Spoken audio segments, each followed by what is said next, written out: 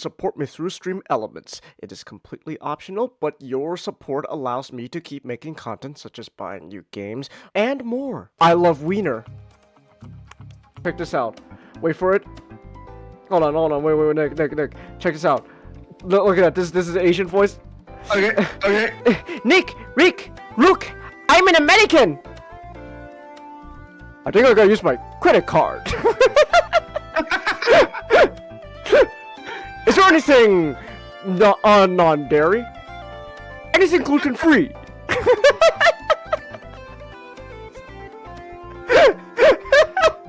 Oh, Kyle, my man. Kyle? Oh, did you see that shit? Kyle just teleported. What the fuck? Kyle just teleported out of thin air. Kyle, I'm here to deal you your drugs. You just teleported out of thin air. Where'd you go, bro? Oh, there he is. Oh my gosh. Dude, Kyle learned instant transmission. What the fuck? Alright, you get 6 times the thick monkey. You can... You didn't really sound sarcastic.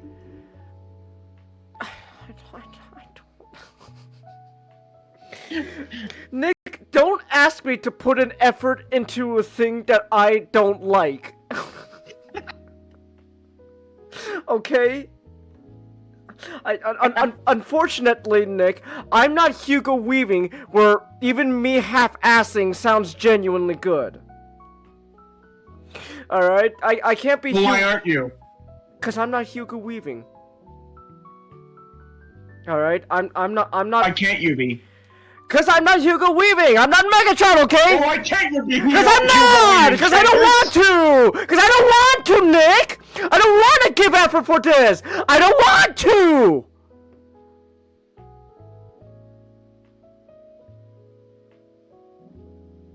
I hate Ken so much.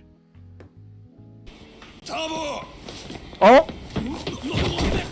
Kaito! Oh, let's go, Kaito! Oh, yeah! Kaito's a bro. Oh, Kaito's a bro, man. Oh my gosh, he's a bro. Oh. Yeah, Kaito. Yeah. Oh my gosh, I get to fight alongside him? Oh, he's a bro. Oh, Kaido's a bro. Oh, I love him. Alright. Oh, look at Jumura, you get a cool ass intro with her sword and all that. But man, you're nothing compared to my bro, Kaito. Look at him! Kaito! Alright, well, we can do that as well. Wait! Did it happen already?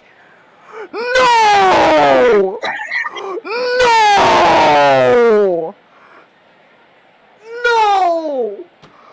It did not! No! It happened already? So soon? Oh my god! Nick! Oh! I thought you'd Is it never me? ask. Did they... We've got intrusion alerts Did lighting they up on increase multiple decks. Cortana's bus size in this game? Our best bet to figure out who's boarding us is the observation deck. Am, 4 am, floors am, up. am I crazy, guys? I swear, they... Wouldn't bet on it. I don't like Mr. Penders, Nick. Dawn breaks quiet. Okay, there's gonna be a lot.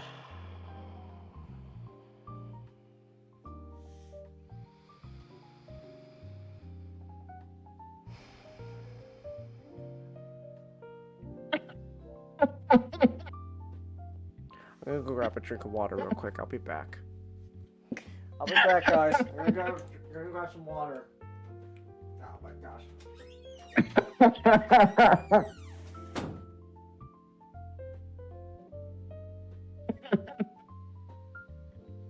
You can't fucking escape them. You can't escape them. Oh, it's fucking great.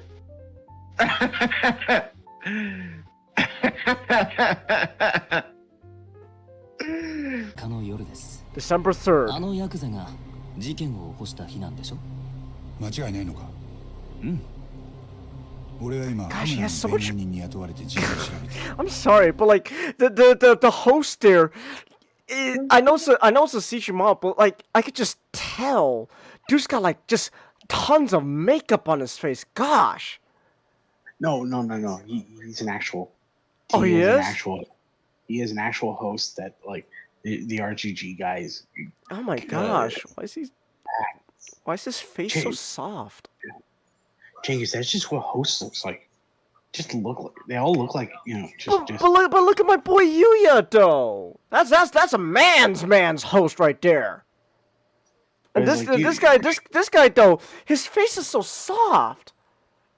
Yuya, he's built different. You know, Yuya's built different. Wait, what the fuck is this? The Dark Falcon? What the hell is a Dark Falcon? That's probably for okay, Chase. Lego Rebuild the Galaxy. Oh, I see. I see Darth Jar Jar. Okay. Yeah. Okay. Why is Vader white? Why are you white? Because he's good now. Also, oh my gosh, Chase, you just can't ask people why they're white. Hey, that Darth Vader AI in Fortnite is saying white people are cool, man. So, dang, oh my god. Oh shit. No, Reed! Oh my gosh! Ow. Around the same time, several police cars arrive. Officers making their way through the crowd just as Reed did a moment ago. And what if Reed's so fucking high he didn't even the bullet didn't even register to him? Well, Nick, if that happens, then at least you can say he went out painlessly. No, but I mean like.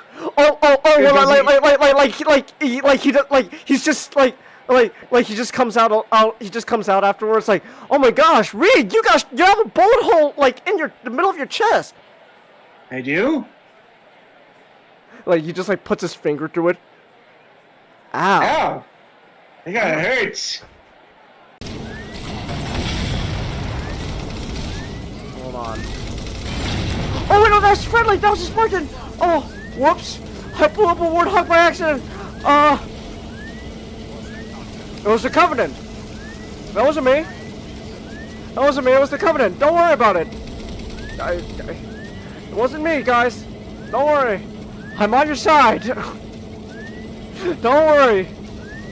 And just when I was doing so well. Let's go, Steve.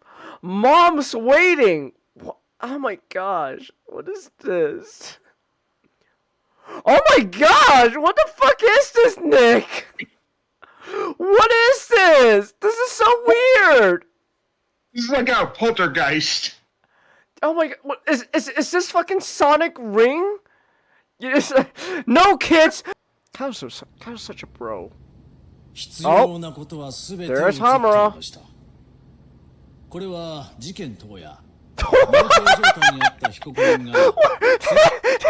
so funny! Wait a minute! That was so unprovoked! Hamura's just like he just slapped him and just sent him flying to the ground. That's so funny. Oh my gosh. I'm gonna walk away. Yeah, you just sock someone and it just walks away. That's so funny. Not like they were arguing about it. Like, it's just that. It was literally just unprovoked violence. Oh my gosh. I love Hamura. He's such an asshole. Oh my goodness. So funny. On the bright side. Oh! Yeah, Nick! It happened! You called it! Yeah! You called it, Nick! Oh! That's... Yes! Oh my gosh, Reed! You have a gunshot in your arm! I do? Puts his finger in the hole. Ow! Oh, that hurts. Oh gosh, that's what Fang was doing to everyone? Oh gee. Boop.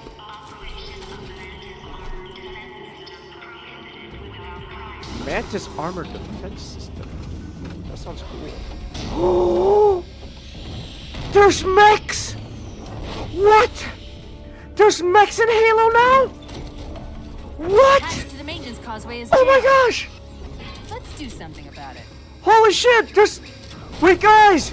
We got a fucking Metal Gear! Thinking. There's more! It doesn't end!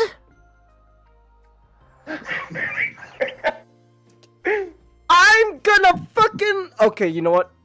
Just... You know what? Just remind me that... Here, I'm just gonna write myself... I'm just gonna write myself a reminder in the back room. I'm just gonna remind... Okay.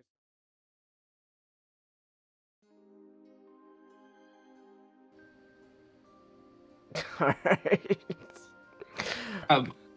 It's fantastic. But yeah. Alright. Anyways, let's see how we sound, by the way. I'm looking forward to talking about my second favorite superhero team. What's your first favorite? I would probably say X-Men, just based on the amount of material, but in terms of my appreciation and like even more hardcore memories, it's Fantastic Four. Like, I'll explain it, but... Alright. Hold on, let me check. Even more hardcore memories, it's Fantastic Four. I haven't I'll really put them in explain it. order, but like X-Men, Teen Titans, Justice League, and Avengers have always been my favorite. Mm. But Okay. if I do more Fantastic Four, I could easily see it going up. Mm. It might even reach the fourth slot. Alright. Alright, we sound good, so let's get this party rolling. Now, just a quick reminder that you can support me through Stream Elements. It is completely optional, but your support allows me to keep making content such as buying new games and more. I love Wiener. Oh my gosh. Man, I'm trying That's to... a big ass burp. My gosh. Fire, like the fire you desire. Woo! We inspire. Yes, it do.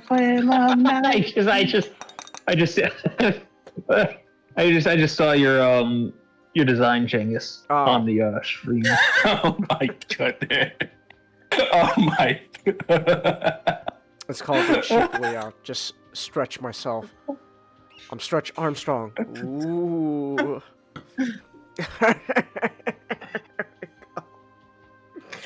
Ooh. You're practically a couch, man.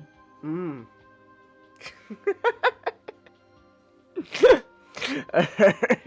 Yeah. Well, yeah. It's gonna be it's a fantastic Clearly night. that avatar is compensating for something.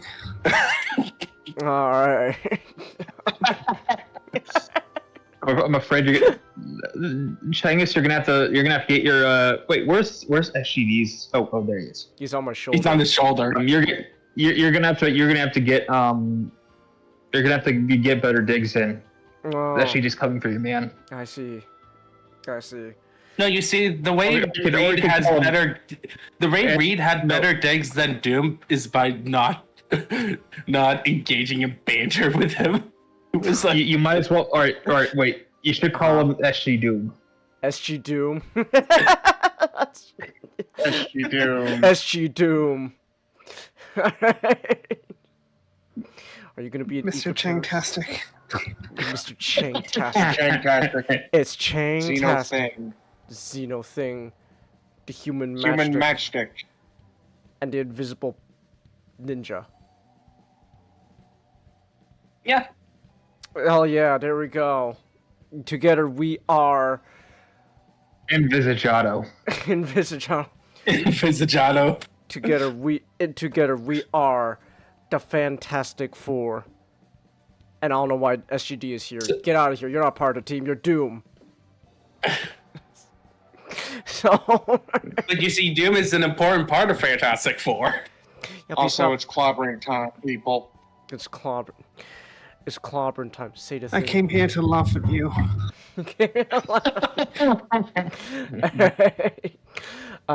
Also not had to call it sick for tonight. But if he was here, he was gonna be Herbie. Unfortunately- is getting his batteries. Actually, here, you know what? So he's the one. I could show this off on stream real quick. Let me pull up the thing I made for not not as Herbie. Yeah, not B. To not be. I'm not sure how that worked that out. Not B is currently getting his batteries charged. So Exactly.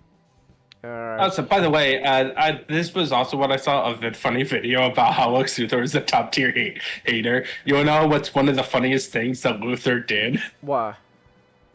The What film did he covers three things. One is a common one where he cured his sister of a disease because Superboy basically said, not everything's Superman fault, so he challenged him to cure this disease from Lex Luthor's sister. So he cures her, but then he gives her another serum to give the disease back. Oh my gosh! And Sure, then, just to prove that he can do it.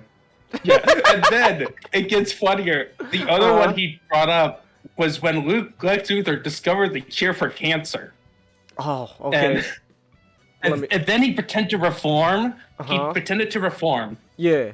So Superman thought, oh, he's a good person. So he vouched for him. Mm-hmm. He protected Luthor from all in prison. He even gave him the Jimmy's special watch thing that allows him to signal for Superman. Oh, okay. And so to protect Luthor, Superman has him go up in space in a satellite. And then Luthor activated the warning thing. And Superman goes, who's in trouble? And then Luthor fired kryptonite at him to kill him. Oh no, who's DMing me? And then the final one. This is probably like a 2000 story. So at this point, Kandor got restored on another planet. Okay. All right, and it's part of there was an event involving Brainiac, multiple villains. But anyway, the planet was near Earth, right? Okay. And General Lane did not like that because All right. national security issue. So Yeah. he decided to bring in Lex Luthor. So Lex Luthor, what do you think Lex Luthor decided to do to solve this problem? I'm assuming he made things worse. Just guess. Just guess how. I'm not sure. Kryptonite nuke. Not. He blew up a planet All in right. front of Superman. In front of. Truly, there is no better hater than Lex. Superman, have you ever heard of the tale of Hiroshima? Hiroshima. And Blew up. Oh my goodness. He blew up the planet. yeah, guys, have you heard what happened? What's happening to Superman? Not Superman. Avengers Doomsday. What's going on now with that shit show? So the actress who plays Mystique isn't sure if she's finished filming yet because the script isn't finished. Okay. I mean, okay. To be fair, Which isn't a good sign. No, not now. Hold now. I'll just say this. I guess devil's advocate. There are plenty of movies out there that don't always have the script finish while in the middle of filming. Like Iron Man, for example, 2008 Iron Man. They straight up did not have the script like halfway done when they were in the middle of filming that. But that film turned out alright. But I don't think it's necessarily like the same case here because just everything about Doomsday just feels so like slapped together. Like there's no way they knew what they were doing with this shit, man. There's no way they knew what they were doing with Doomsday. It is kind of funny because I didn't watch. I still haven't seen First Steps yet. I have to do that soon, but I did actually recently end up finally sitting down to watch Thunderbolts. Real quick, just gotta say, Thunderbolts is actually not that bad. It's actually a pretty nice movie. The best way I could describe Thunderbolts, it kind of feels like, how do I describe it? It feels somewhat similar to like Guardians concept-wise, but is not Guardians, and it's okay. But the Thunderbolts is okay. But I think that's the funniest thing about Thunderbolts though is like it's overall not actually a pretty good movie. It's actually not that bad. And then the end credits scene, is like okay. All that the movie is just kind of not necessarily thrown away, but it's like this end credit scene just is like a complete different beast. And then you just see, oh, here comes on like a computer screen. There's a ship coming out of like a dimensional portal. What could it be? And then you see the Fantastic Four logo. It's like, and it's supposed to be like this big thing. It's like, oh my gosh, oh yes, the Fantastic Four are here. Oh. I just think it's just funny. It's like they had to just. I'm pretty sure that like that end credit scene was like somebody just slapped together last minute after the whole like Jonathan Majors controversy and all that. So like okay, we got to change course. What do we do? Dimensional portal. Fantastic Four are coming. Boom. There we go. Doomsday.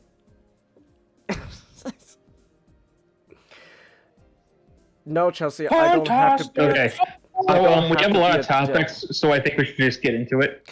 True. We do have. No, Chelsea, that I don't have to be a devil to be a devil's advocate. That's not how. The whole point of being a devil's advocate is that you're just saying like the opposition argument for the sake of like bringing it up, because if every good argument needs to have a counter argument. So I'm just bringing it up. And and also it comes from how the Catholic Church verifies a saint. Yeah, exactly. Part of the process where the devil's advocate, their role is to basically find all the crappy things a saint did in their lives, because everyone sins, of course, and the Catholic Church affirms that. So basically, they're there to present like, here's all the sins they have done. Yeah. Why would disqualify them to be the standard of sainthood. Mm-hmm. Hold on, real quick. There's just one last thing I gotta do before we get into our topics. I just saw this right now.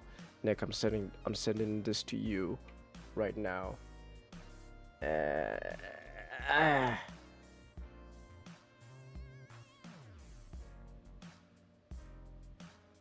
Hey, yeah. Actually, I can show this off on stream real quick too.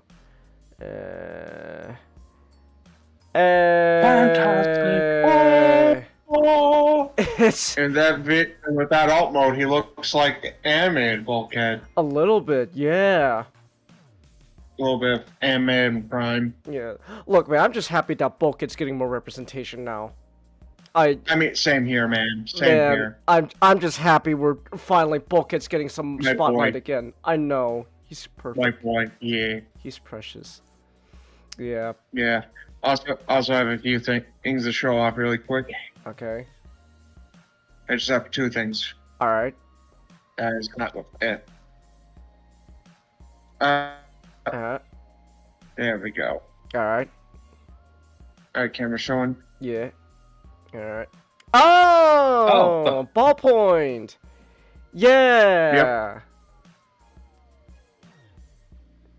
All right. Hey, you finally got a foot. I paid 50 for him.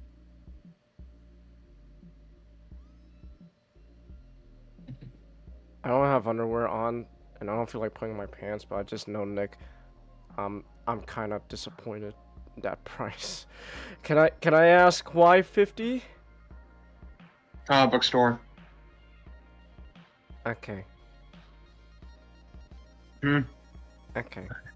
I did pay $75 for the Fantastic Four Masterbox this week, so. Yeah, but that seems more worth it though, because that's like rare item and all.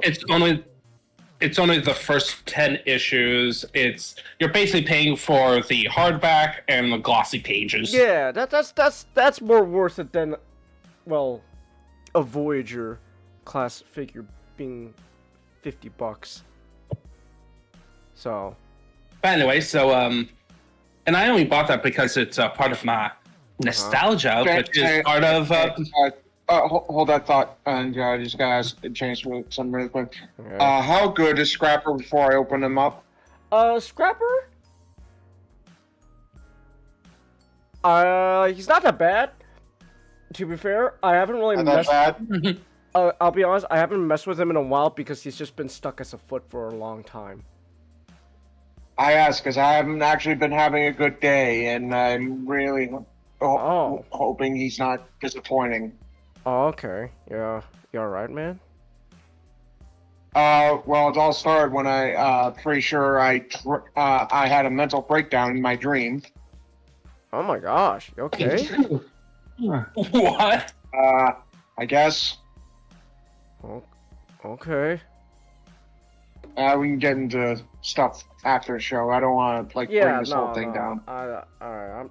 We can talk after that. We can talk about it afterwards. Okay, but no, I remember liking Scrapper. He's alright. He's got decent articulation and all that. So, I guess the ratchet for the the foot mode ankle, which is like at his torso, can be kind of tough. It's a little stiff, I think, out of the box. So there's that. But otherwise, he's not that bad. I think Scrapper's pretty good. So yeah, I like Scrapper. He's alright. But at the same time, I haven't really messed with him too much because he's been stuck as a foot. So, but no, I like Scrapper. None of the Studio Series Constructicons have disappointed me yet. I think That's good. I think the only one that's not even disappointment is just kind of, it's alright about probably Hook. I think Hook is just alright, but all the Constructicons are not that bad, and then I'll say this, at least my personal opinion, even though I'm missing 2 limbs, everything I have with Devastator so far, I think he's pretty great. You could even say he's fantastic. Fantastic? Yeah. Say that again. Say that again. Yeah. Yeah, but hey, this is not fun, but hey, we could talk about Transformers later. I want to talk about Transformers still, but we're not here to talk about Transformers. We're here to talk about the Fantastic Four, because that's the whole point of tonight. It's all about the four. So, I guess we might as well Tell us about that, in Shadow. Yeah, so I guess we might as well jump right in. So, why the Fantastic Four? Why especially you, Ninja? Do you like these guys so much? What is it about these four that just clicks in your brain? So, nostalgia is a big one. All right. So, I grew up 9-year-old, 10 years old. The movie, the first Tim Story film came out the year before. And we were I read about the Fantastic Four in terms of the Spider-Man comics, right? Exposure to Spider-Man. They're as you know, Human Torch shows up in Amazing Spider-Man. Yeah. A lot. So there was always a side thing. And then what happened is that we played the movie game for it, which was a fun beat 'em up style game. Okay. And we played it a lot. And then for one occasion, to incentivize me to read, and at that time I was assigned to read The Hobbit. So I was basically told to finish The Hobbit, and I get to read the Masterworks. They gave me the Masterworks hardcover that I showed you last night, of the Fantastic Four. And this was my first attempt to try to skim through a book with The Hobbit. I told him I did it, and then I read it, but then later on, my parents tested me on the book, and I failed miserably. I was crying because they quizzed you. I rushed it. Yeah, they quizzed me just to make sure I have read the book, right? Oh, okay. Remember, this is like me, like 9 or 10 years old. Right, but Right? like my And I parents was never- homeschooled. Oh, okay. And I was true. homeschooled. Okay, true. That's right. Just the fact that you were homeschooled. So Yeah, so this is like, no, Ninjato, that is not Bilbo Baggins' name, and you didn't even mention the Baggins part of his last name. Go back and read the book. Okay. so what happened, and the problem was is that at that time I was having a hard time reading the book in the first place. I was very slow on it. And so what happened was that I cried. All right. Broke down. And basically I was told is that I was allowed to keep the book, keep the comic, and just read it a bit. Like they were being very merciful. Instead of like taking away the comic, they allowed me to do it, but made me promise not to continue reading until I finished another book. And that's when I was assigned Mrs. Frisbee's and the Rats of Nim. Oh. Did you say Mrs. Frisbee's or Brisbee? Mrs. Frisbee. The book that The Secret of Nim is based on. Shouldn't it be Brisbee? Yeah, it's okay. I need to look It's this. Mrs. Frisbee and the Rats of Nim. Yeah. Yeah, the book is called the book. It's Frisbee. They changed it. Huh. Yeah, so the book is Frisbee with an S. So, it Yeah, is what it is. But okay, so you I don't understand that, but yeah. So So I read Mrs. Frisbee. So that's another. But anyway, that's how I was like my introduction. Loved it a lot. Loved it. Reading that so much. And then, of course, I've watched the Tim Story films at the time. Like I remember the hype cycle with Rise of the Silver Surfer. It was because it was also the same year as The Lion, Witch, and the Wardrobe. Ah, yeah. So this is also a 20th anniversary year for Lion, Witch, and the Wardrobe, the film. And at that time, they had web things where you get to watch behind the scenes stuff on a website. Yeah. That was like a whole marketing campaign. Early internet stuff. And so it was like an exciting time just watching getting into the Fantastic Four, and they had always been like a part of it and like my knowledge, and I didn't read any further from like the 10 issues that it covered. And as you get older, when I was allowed to read, essentially they didn't allow me to read Dad's comics because my dad did have comics, but they didn't allow me to pick those up because they were in floppies. Okay. So I get to read Spider-Man because they were all in like trade paperback. Easy replaceable as opposed to the floppies in old newspaper prints. Yeah, my dad gave me his old newspaper newspaper comic books. I am proud to say I've keeping a great job of keeping them in And good condition. All right. yeah, check The Secret of Nim. It was Frisbee in the book, but they had to change it to Brisbee for the film because Whammo refused to let them call the character Frisbee on account of them making Frisbees. Ah, right. Okay.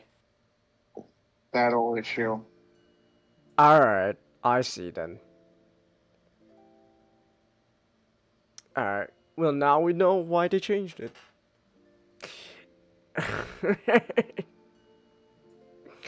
All right. Yeah, so and then like when I was reading my dad comics when I was in middle school, that is when I got into the X-Men a lot more. Okay. And but my dad had a couple issues, I think from the John Byrne run, where it brought in She-Hulk.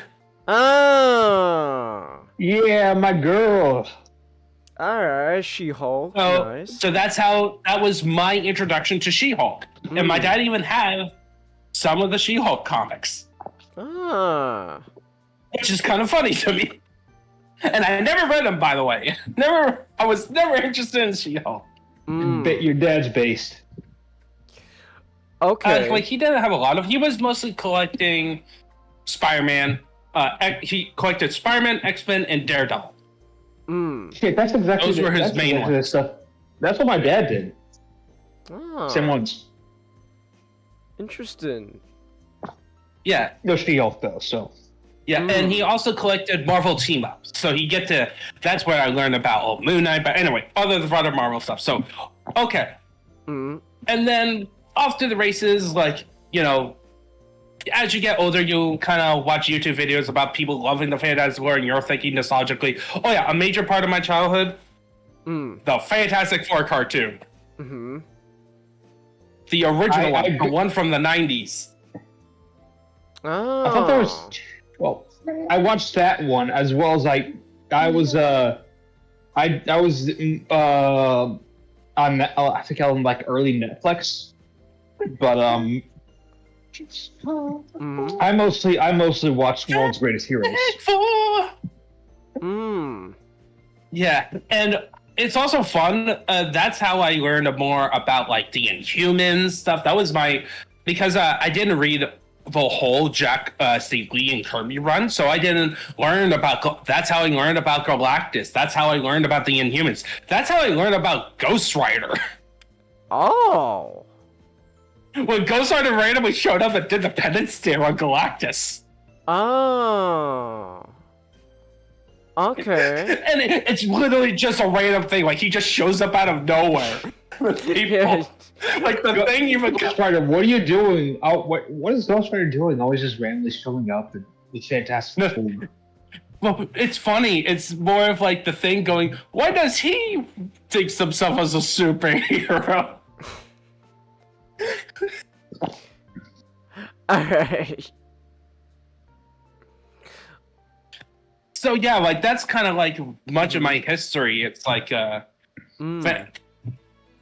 enjoy the Fantastic Four, like in the video games like Marvel Alliance and like all the other stuff, but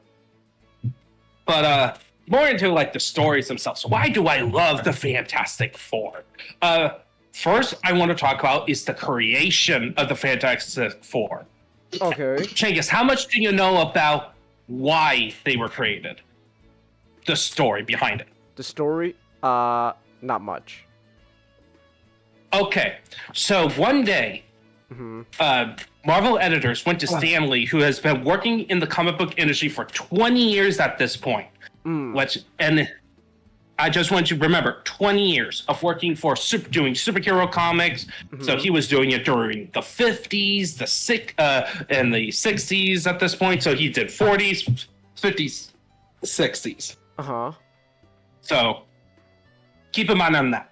And he'd tell him, hey, this other company called National Comics has released a superhero book that is very popular. They gathered a bunch of their superheroes together to form a team. They are called the Justice League of America. Which it's not like superhero teams wasn't a new concept. They had the Justice Society way back in like the 40s and 50s. By the way, you probably guessed what National Comics became. A National That Comics? was DC's old name. I see. They rebranded back in like the 80s, I think, to be Detective Comics because guess what was the most popular book? It's the Bat. Okay. Yeah. Imagine if Superman was a bit more popular, it'd be called AC. They could have called it no. They could have called it ACDC. Oh, that would have been funny. ACDC Comics. But anyway, but here's the thing about Stan Lee. He wanted to quit. Oh. Because if how much have you read from the comics from like the Golden Age and the comics from the 40s and 50s? How much have you read in that era? Not much.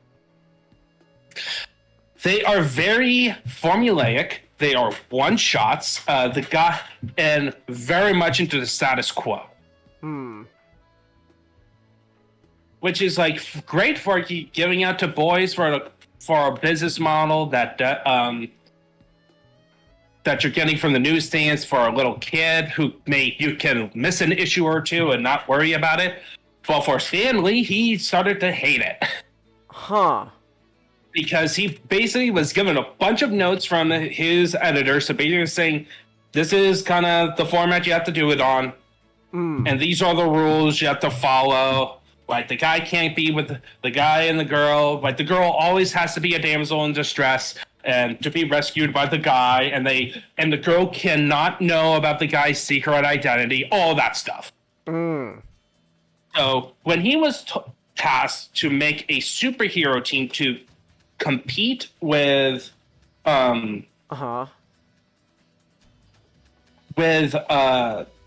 Justice League, he took the advice from his wife, who basically told him, okay, how about the next book? Make whatever you want. At worst, you'll be fired, but you wanted to quit anyway.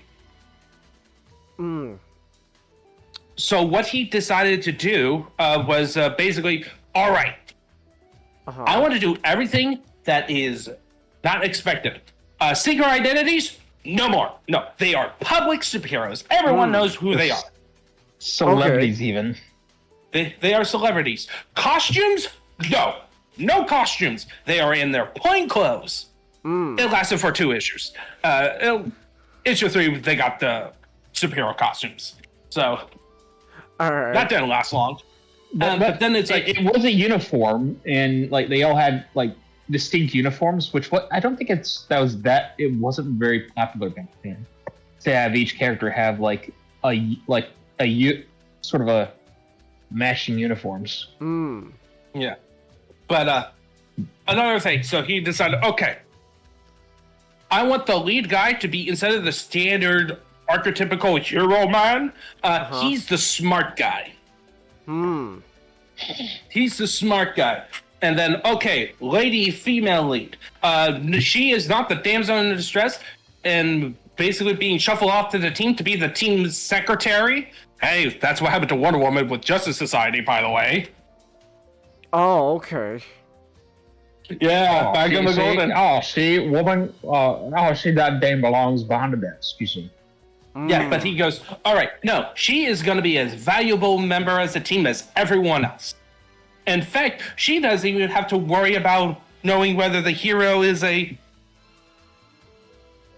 secret identity or not, because she is already engaged to the main hero character. And then, okay, the third member, that would be the sister's brother. So thus, when the hero and the woman gets together, get married, he becomes the brother-in-law. All right, I need to round out the team. What I need is a big, strong dude. So he's going to be the best friend of the main hero, but I need to also make him distinguished. How about he is very monstrous? So, like, to have like a rock monster. Yeah, genius. Exactly. All right. And so it's like, all right, cool. This is the concept, and off we went. So, and then he decided, okay, how do they get their superpowers? Cosmic rays. How did they get cosmic rays? They were going out to space. Why did they go out to space? The Cold War. Space race. I see. Space race. They wanted. So essentially, in the original story, Reed, just a random night, Reed decided to bring his fiance, his little brother, and his best friend, who's the pilot, to drive a rocket, sneak into a military base, drive their rocket up into space so they could beat the Russians. Alright. Yeah, they changed that. What, Reed, why are we going to space to get irradiated? Because, Sue, the communists. We can't. Reagan smash. Reagan smash. No. This is. We can't. This is Kennedy or Johnson. Oh. Kennedy smash. Kennedy smash. Well, Oh no, you know what it is? You know what it is in this version of Marvel? I think this back when Marvel still had the rights to Transformers. It's like, all right, Mr. Fantastic, I need you to build a rocket and go into space. Why? Because we believe there's a Transformer This ship was on the created moon. in the 60s. Okay, never mind. This is way before Transformers Transformers. wasn't a thing yet. Damn it, never mind. Yeah, way before Transformers, man. Well, you know what? I still like to believe this is happened. Okay, it's like Mr. Fantastic, go up into space. I need you to beat the communists. Why? We believe there's an alien. We all spaceship. believe that we all like to believe that that the Fantastic Four were sent into space to discover the Transformers on the moon, but no one has has written that into the comics yet, and we must be patient. Cowards. Never gives you Nick the right to write Fantastic Four. I say people are cowards. The Fantastic Four made for toys, Chelsea. Well, I don't want to say they were made for toys, but The cosmic rays come from the Allspark. I don't know. No, they weren't made to sell toys, Chelsea, like Transformers. But now they are, because everything nowadays is able to be marketed, and I am okay with that. So back on topic. So one of the reasons I love Fantastic Four, they are first created to be a family. To kind of, and so one of the greatest things about the Fantastic Four, and one of the few things that Marvel has managed to do despite themselves, is never break them up. Except for that one time where they killed off Johnny.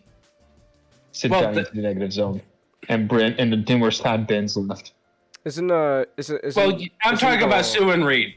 I'm more talking about Sue and Reed. Isn't the whole point of Fair. Isn't the whole point of Mr. Maker was that like he like killed his like Fantastic Four or something? No, he was just an incel. Oh, okay. Yeah. Yeah, he was. But that's ultimate. That's the ultimate comics. That's all. They are allowed. Okay. Don't read Ultimate Fantastic Four. That's the basis for Fan Four Stick. It is actually. Oh, okay. There's So you're saying that 616 Reed would just look down on Maker Reed like, dude, what's wrong with you? That actually happened. Does. It's like, dude, what is wrong with you? You jeez. Like 616 Reed is the Chad to the Maker's Virgin. The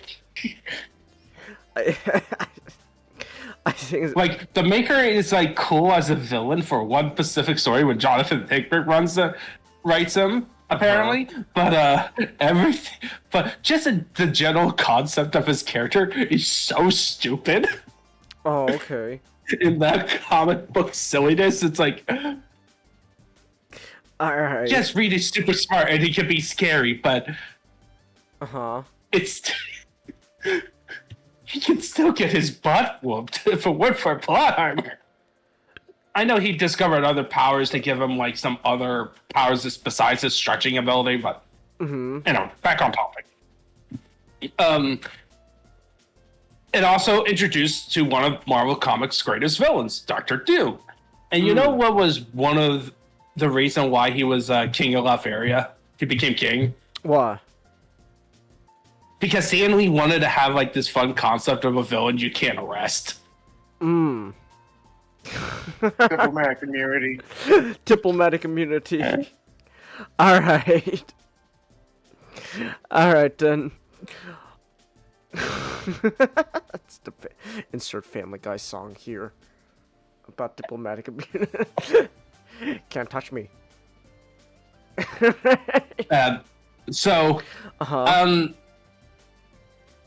I'll leave it to the floor to you guys. I know, Nick, you love the Fantastic Four, and you too. I don't know about how much. I know you were say it's your top 10 matchstick. Why do you like them? Oh, I didn't say they were my top 10. Oh. Okay. Oh, okay. Where would I mean, you I be? say they probably would have be. They have the potential to be, but I just haven't seen enough of them. Like I've watched the Tim Story films when I was a kid. I watched the '90s and World's Greatest Heroes. Not too much beyond that because they were not one of the ones that my dad collected. Ah, okay. Like Spider-Man, Daredevil, X-Men, Mm-hmm. and the movie. Like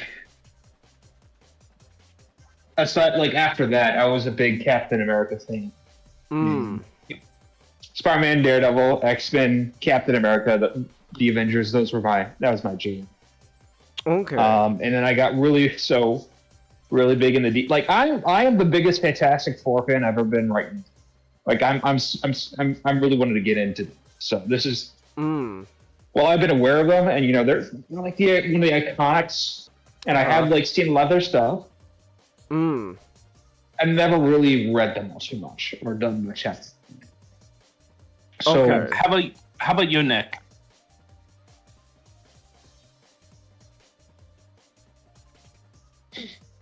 Nick? Nicholas. Uh-oh. Hold on. Let's give him a minute. He might be busy. Okay, you know what? We'll run back to Nick. Let's what's the next topic? I was gonna say like what was Okay. I do want to talk about my favorite issue actually, which is issue 8 Okay. You're gonna say? of and Oh. let me hello. Nick? Magic? Uh-oh. Oh. Magic, can you hear us?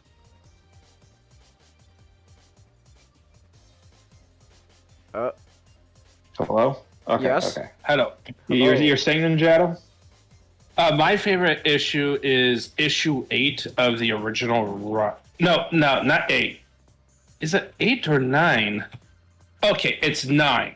8 is the one that introduced the Puppet Master, but 9 is my favorite one. And this is the premise. Reed put all of his money into stocks. And guess what happened? Stonks. I'm assuming those stocks, that investment didn't turn out so well. Yeah, so they went flat broke and was selling all their equipment. But you see, guess who saw that? Dr. Doom. Doom. So it's No, is it look at the cover. Failure, it? The cover is in Oh, you posted. Cover? streaming back room. Okay. McFury? Namor. Oh.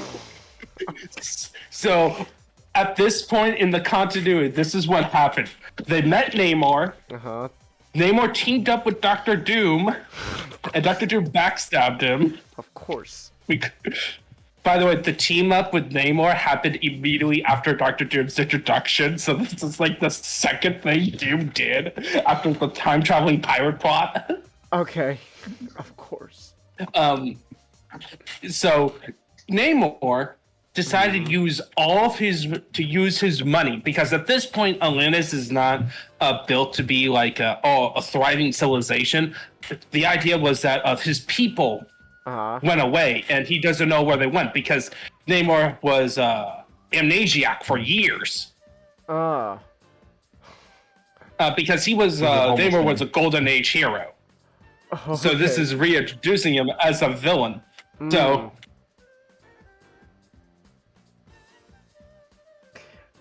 yes, they're both green. Doctor Doom wears the cape. Sometimes Green Goblin. Sometimes Green Goblin. Sometimes. Yeah. But anyway, so Namor decided to buy a movie studio. Okay. And he decided to make a film out of the Fantastic Four. Ah. And so he offered to basically pay them to Okay. go, and they had to actually walk cross country. They had to walk. That's how broke they were. Oh, okay. So they got to how. So the funny part, this whole plan, was to basically where they would be killed so that he could get Sue. Wow. It's the where we learn more.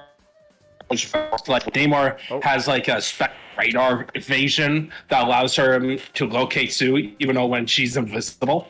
At this point, they didn't introduce the concept that she had force field powers, just the pure invisibility. Okay. But that they established that. But yeah, it's just a fun story. Always, every time. It's also funny that it happened the same thing with Spider-Man. Ah. That's how the Green Goblin was introduced. Really? Okay. Jenkins, remember the issue? Right. Remember he hired Spider-Man to start a movie with the Enforcers. Oh. Oh, okay. It's been a minute since we read those early Spider-Man issues. Like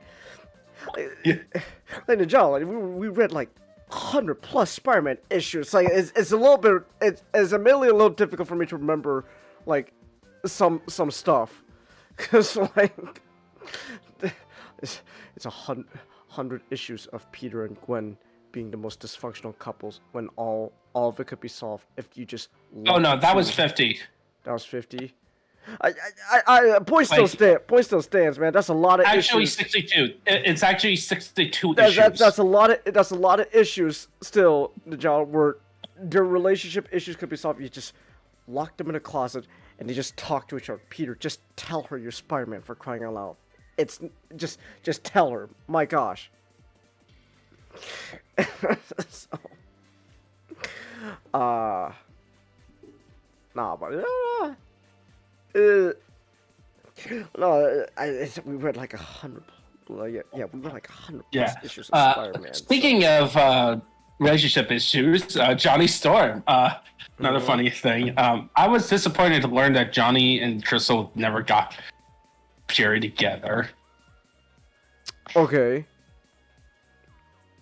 Johnny's love life. Is that the Scroll lady? No, Crystal is one of the Inhumans. Ah. Was the Yeah. What happened is that she left him and got with fucking Quicksilver of all people. and had children. And like, I think it's one thing that she left him. It's another thing that she went with fucking Quicksilver. Quicksilver. Okay. He's an asshole. Also, we were waiting. What do you love about the Fantastic Four? Oh, Nick? you're asking What? Nick. John wants to know why you like. What about the Fantastic Four? What about What about him? Why do you like them? What about the four? Tickles your brain. And like your history and all that stuff. So I was first introduced because of just familiarity, like pop culture osmosis, Uh-huh. and then movies were coming out. Actually, at the time, it was like, yeah, the four were cool. That was pretty cool and all that. Uh-huh. But I didn't really get really into them until comics. Like I was really getting into comics. Uh-huh.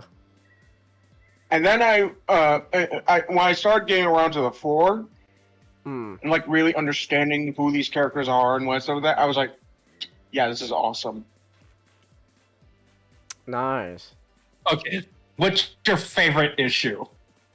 Issue?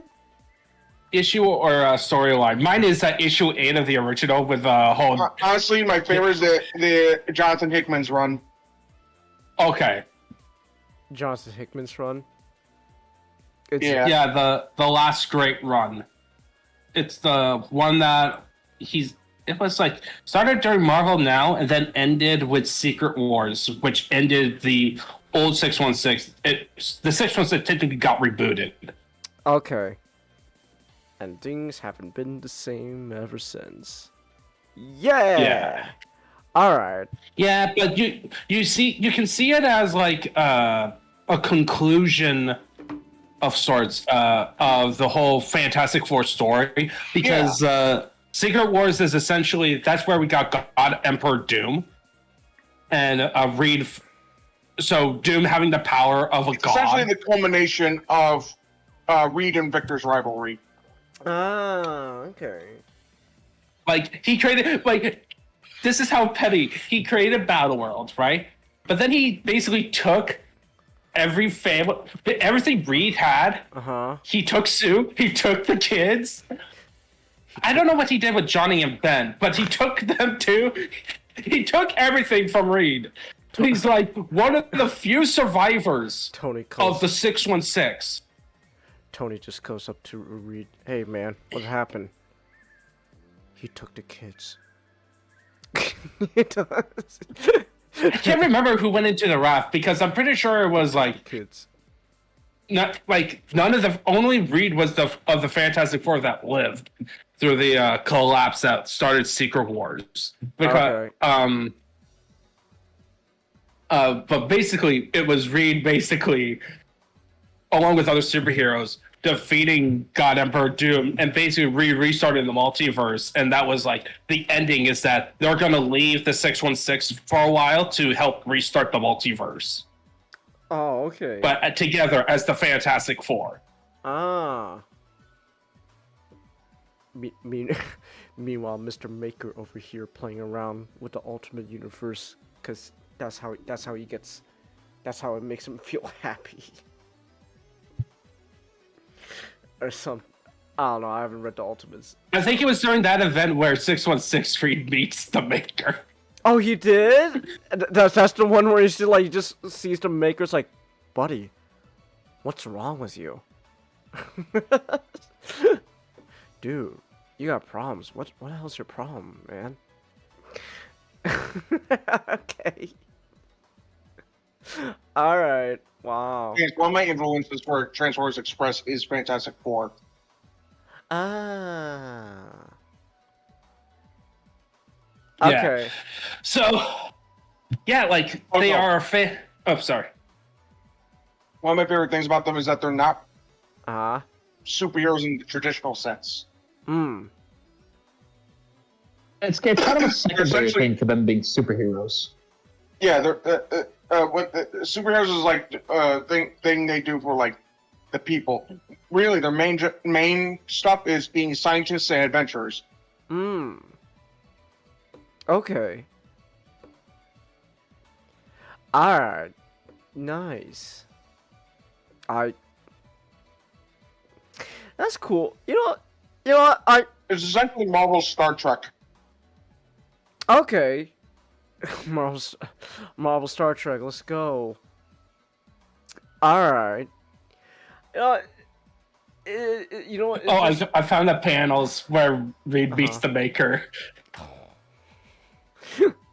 Buddy, what is wrong with you? What's going on, man? Why you got a problem? Alright. Man, look. Oh my gosh, the Maker himself unmasked kind of looks like a loser. And then there's just Reed with like a full-grown beard. It's like...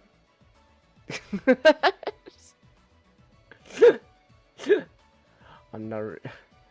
You know, I look at your face and I see the age on it. I wonder how it became so sentimental, so soft, so weak. Oh. It's easy, Reed, when you learn to care about things other than yours. Dude, he's looking... It gets funnier. The way he's looking at the Maker is like he just looks. He's not even like mad. He's just like looking like a disappointed parent. Like, buddy, what happened? What's wrong with you? Oh, here's something funnier. This is the Maker's actual look. Oh my gosh! What the? Okay. He looks like a what was that? What was it? That was that Dan Aykroyd, like the fucking pinhead? Yeah, Coneheads. Yeah, the Coneheads. Okay, man. He looks like he was in the middle of his transformation to become Modok from Quantum Mania. Oh, don't mention Quantumania. Oh, I don't like Quantumania. A lot better than Fan Force Stick. Oh, no. We'll get no. No.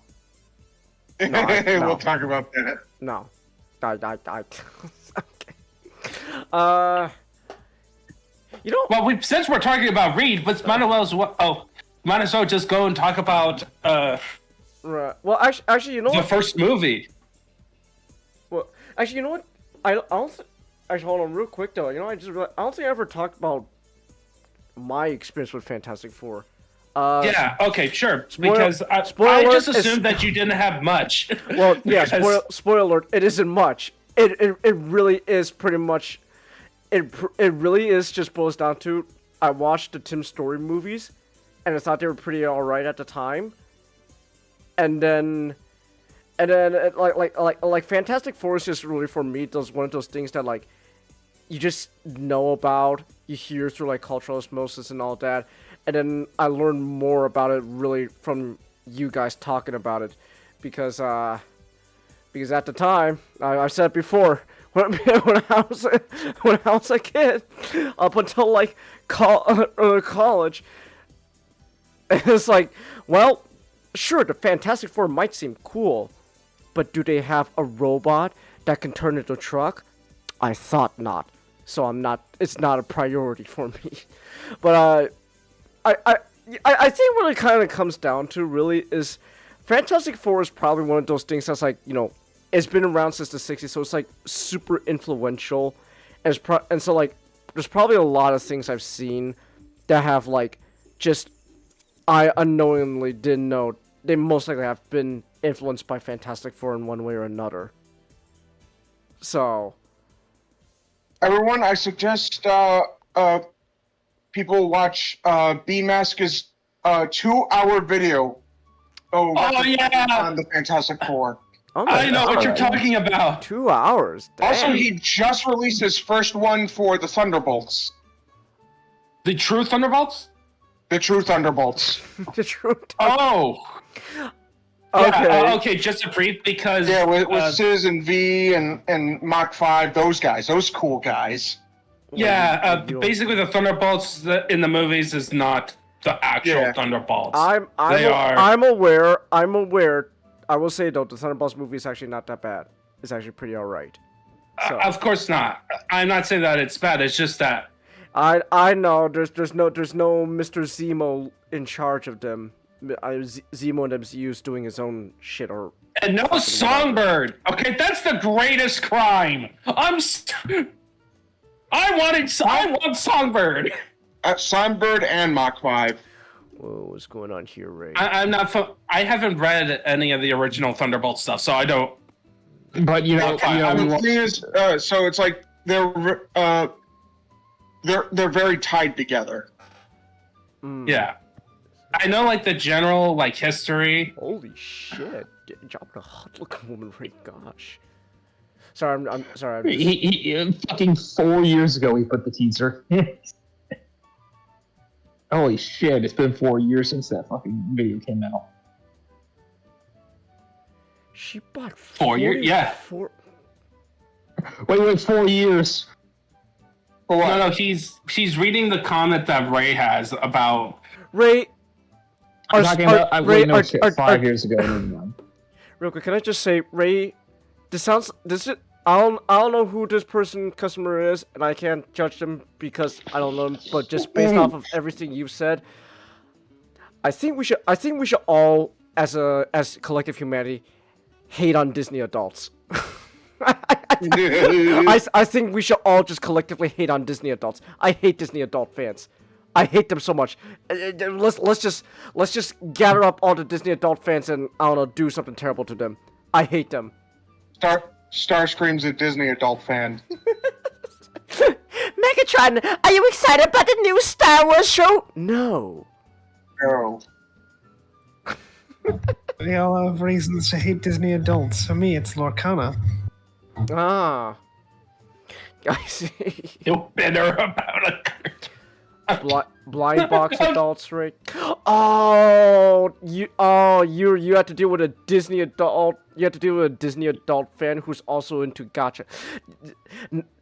I'm telling you nowadays, like if you. And I really hope I don't have friends who are into gacha. Well. Right, Changus?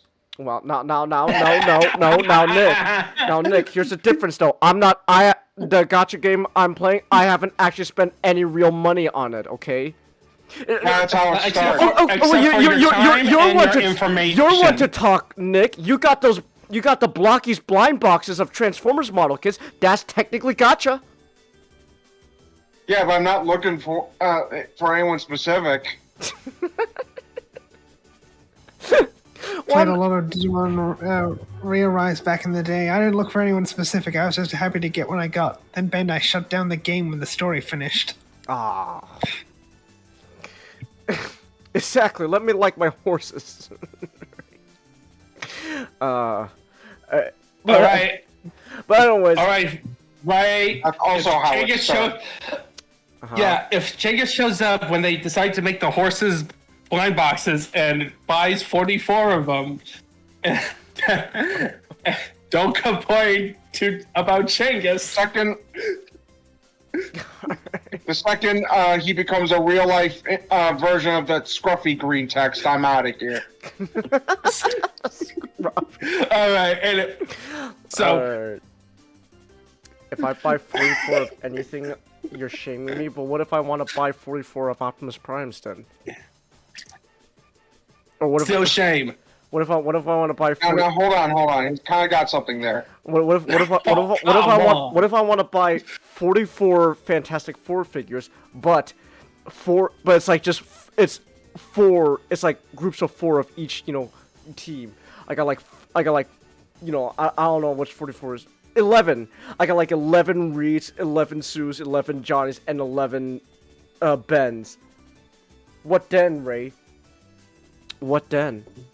So shameful. I need the non-existent, never to be exclusive version and figure of Reed Richards that looks like how he does in the Roger Corman movie that never came out.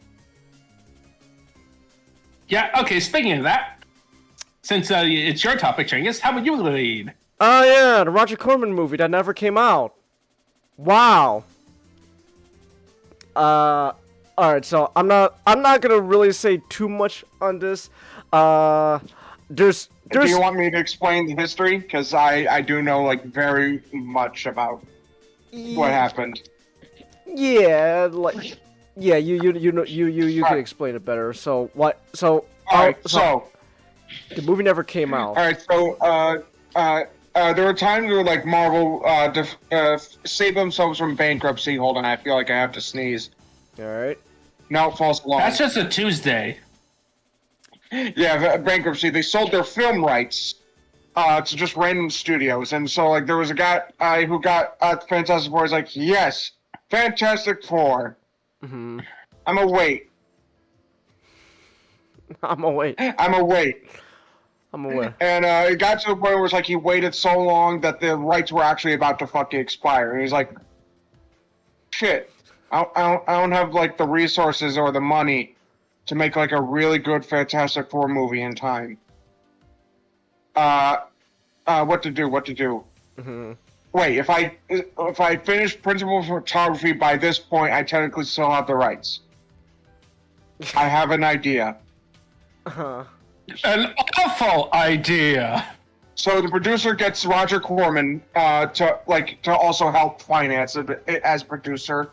Mm-hmm. And because Roger Corman is the king of producing like very low budget, like micro budget films, to create a Fantastic Four movie. Mm. Now they were never planning on releasing this movie. Oh. Never. No. They did not want this movie to be made. They just did what they did just so they could keep rights. Uh-huh.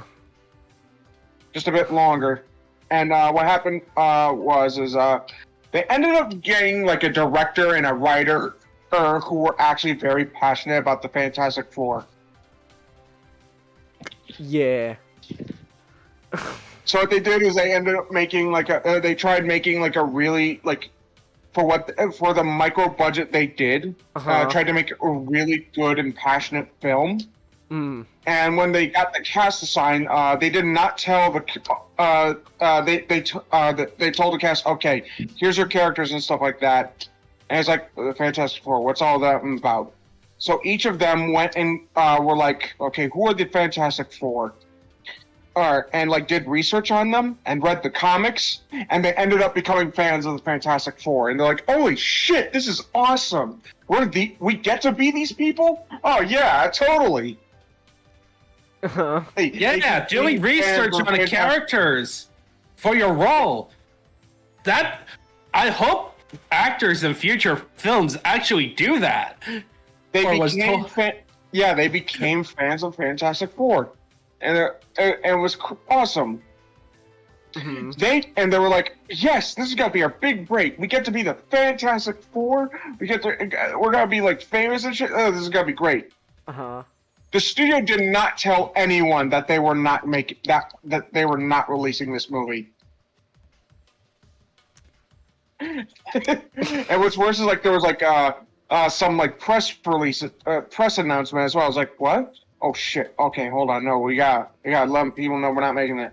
There was a producer who was walking down the street and saw a guy wearing a Fantastic Four movie shirt. Like it was like a big four. It's like, yeah, I can't wait for the movie. And like the producer was like, oh, we gotta fucking shut this shit down. I think they like sent like the crew. Were, what like... happened? Yeah, hold on. So like because what happened was like because the cast were like yeah, this is gonna be great. We're gonna Fantastic Four. We're gonna promote everything about this movie. We're gonna go to conventions and tell everyone about it. And then got cease and desist letters telling them, dude, we're not releasing this movie. Oh. They were basically screwed out of their work. And what's funny is you got the guy who was playing Victor. When he was doing research on Doctor Doom, he was like, "Okay, who is this guy? Who am I playing?" A son of Romani nomads whose mother got kidnapped by Mephisto. Whoa, that's metal. And like he learns like all this stuff about Doom and like stuff like that. It's like, oh my gosh, this guy's like awesome. You know, the script doesn't really have anything about his past, being Romani, stuff like that. And so he's like, okay, I'm gonna, hey, I have this medallion, has some runes on it. I could probably, make something of it. So like, there's a scene in the movie where he kisses that medallion. That was unscripted, but like he added that just because it was just a little touch to the character you wanted to add. Yeah. And these guys were passionate making this movie. Yeah. And then we're never gonna plan to release it. Nope. And you could tell like this really did have a micro budget. Yeah. So. Yeah. Old things, material, costume, very rocky texture. You like nostalgia hero outfits are.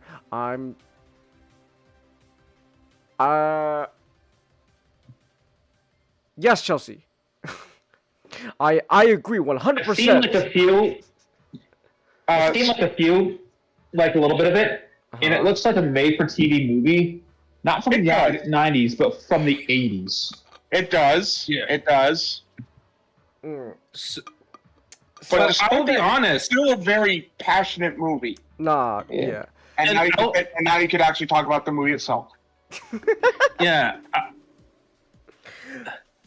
I highly recommend people check out Godzilla Mendoza's video about the Roger Corman's Fantastic Four movie. He does a much better job explaining it than I do. But there was also a documentary called Doomed. Oh, that's right, the Doomed documentary. Yes, There was a documentary about this movie. Check that out too. It's also on YouTube. Or better yet, actually go and watch the movie.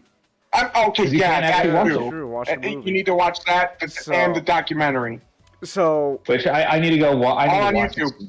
it is all on YouTube because people have gone through the effort of making sure that this movie can be seen one way or another.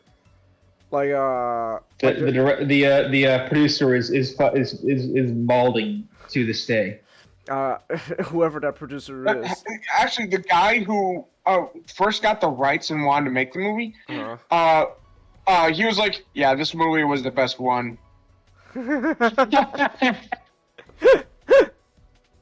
All right. You see but- my made-for-TV movie that was never supposed to be released? Better than all the other guys. So Even though I never wanted to release it. nah, but yeah. But so that leads us right to the actual movie itself. So right, so because I know I haven't seen First Steps yet, but like we're gonna watch all the Fantastic Four stuff. It's like, all right, I'll check out the Roger Corman movie, right?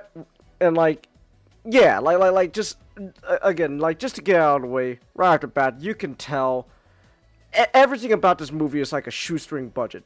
They did not have it's like not just budget, like just everything about this movie very clearly is you could tell there was no real support behind it whatsoever. They had to do all this stuff like just from scraps and pennies. It's like it really does kind of feel somewhat like a like the production wise, it almost kind of feels like a student film, right? Once I remember, like from that video you showed me, Nick. One story was like one of the editors. He still, because he didn't get the memo that they were never gonna release this. He was still working on editing the movie on his own spare time. Like to the point he in like the editing room, he would be working on like one movie, and then like when everyone called it a night, he would stay overnight, do overtime to then work on editing the Fantastic Four movie. 2005 wasn't that bad in your opinion, Ray? We'll get to that. But I do kind of agree with that. Yeah, we'll get to it.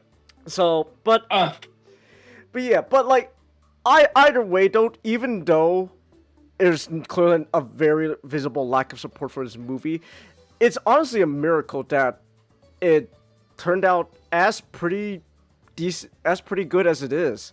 Like for example, like the costumes, right? You like sure the material they're working with is obviously not the greatest. Like that's not like your ideal superhero costume material. Like Spider-Man would be coming out in a couple of years, and it's like, damn, that's pretty good. Blade is gonna be like releasing, I think, like a year or two after this. After this was just being made. I think Blade was No, 5 99. years. 5 years? Oh, was it?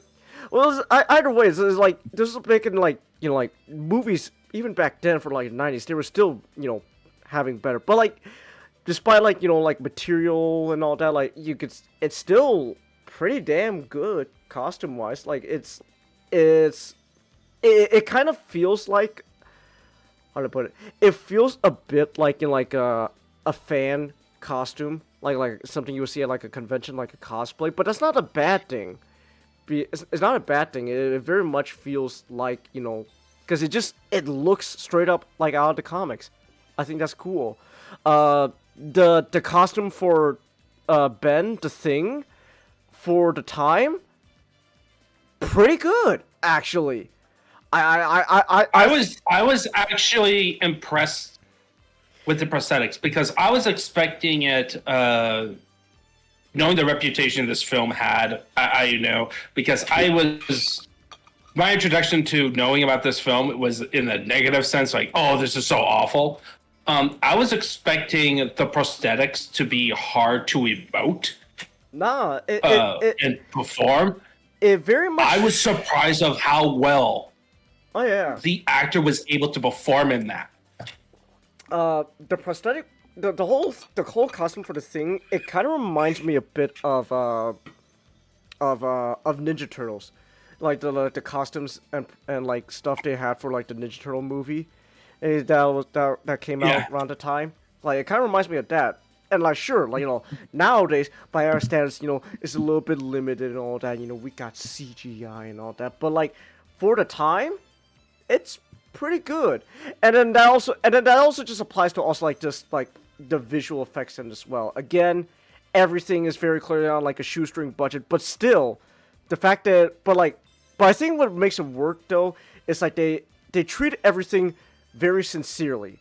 Well, they're not like they know they have to work with like here's like Beast Wars TV show quality CGI when Johnny goes flame on, but they treat it sincerely, and so like and I think that just describes the whole movie in general. While sure, it's not everything about it just feels so sincere, despite everything going against it during production. And then I like the story itself is just like a sort of a classic origin story for telling the Fantastic Four. They go up into space, they get their powers from cosmic radiation. I think this version was like a meteor, like it was like a special like comet or something that like irradiated them. The Colossus. The Colossus. Also the actors themselves are doing a pretty good job. I gotta say, to me, standout actor honestly, Johnny. Whoever's I don't not whoever, but I don't remember the guy's name who's doing Johnny here, but he is actually legit really good. So here's one interesting thing, right?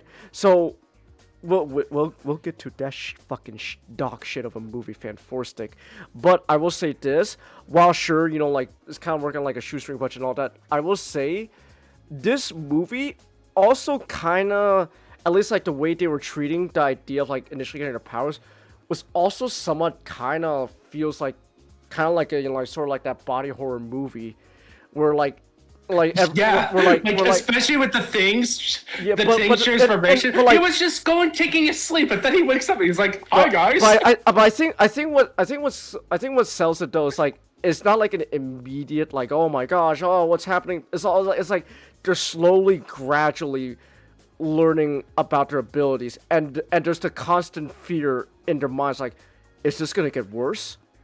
Is this gonna get worse? Oh my gosh. Ben? And I think Johnny's actor especially sells that a lot. Like he's like freaking like, I'm on fire, guys. Oh, I'm on fire. Oh, is this gonna get worse? Oh gosh. Oh, so Johnny's actor is honestly selling.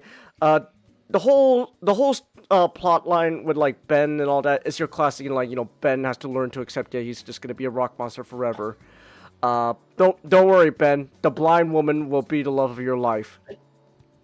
So it's okay. I do like how they incorporated Alicia a bit. I do not like the Joker plotline because I felt like it was like the element of the film. Yeah, the jeweler who's... Mole Man. From what I know, they wanted to do Mole Man, but they didn't have the rights to the name. It very much feels like they wanted to do Mole Man. I just want to say also, so everything like with like the jeweler subplot, there's kind of a tone shift, honestly, where things go from to kind of like a more like goofiness, like all the homeless guys that are like under or working for the jeweler, they're acting like those like goobers. They're pretending to be like the orcs from Lord of the Rings, like.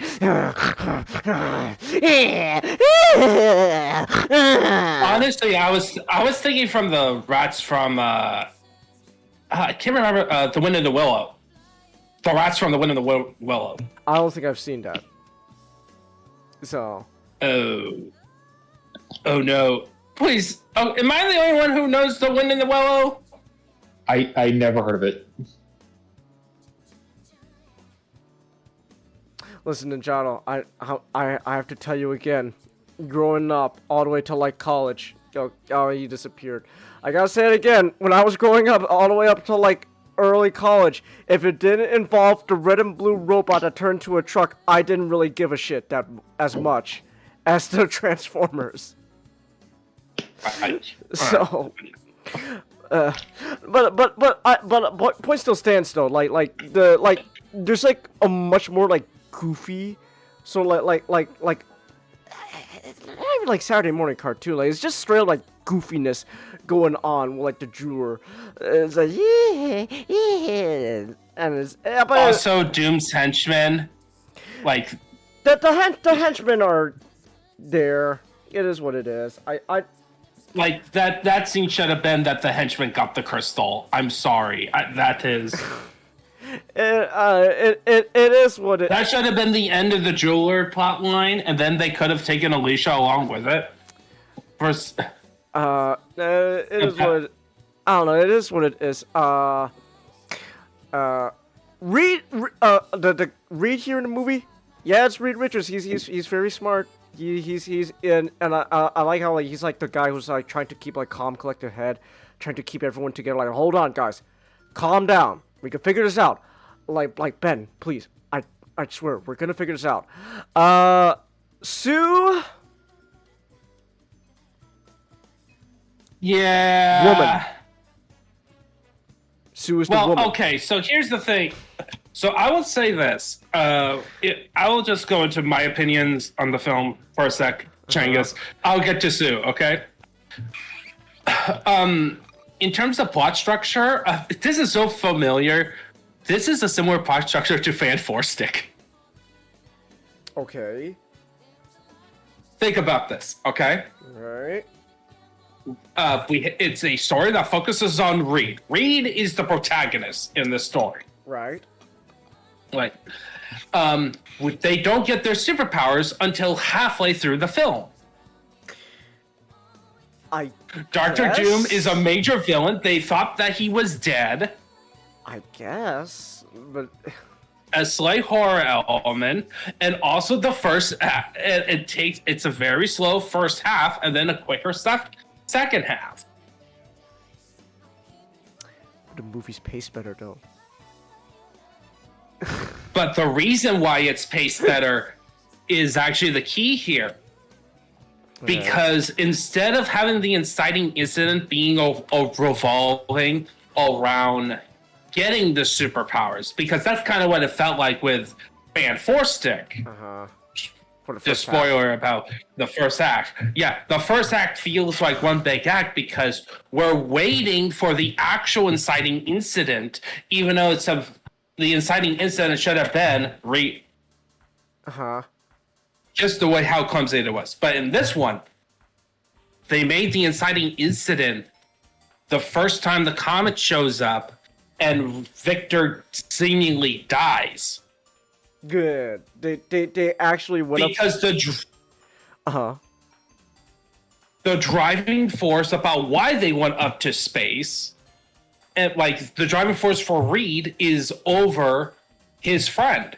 Yeah. And thus you get the twist of Dr. Doom being Victor, and thus you get that final confrontation still being a pain because it ties the film together.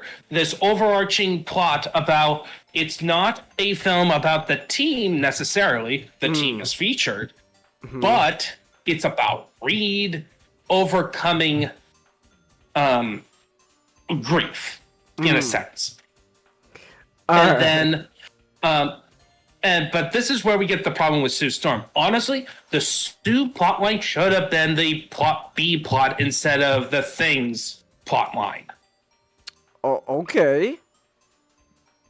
Because usually with B plots is that they're kind of help to form the emotional core. Yeah. And they kind of roped into the main plot, right? Right. You could still have the Thing having the whole bit with him and Alicia, and that could be a major thing. But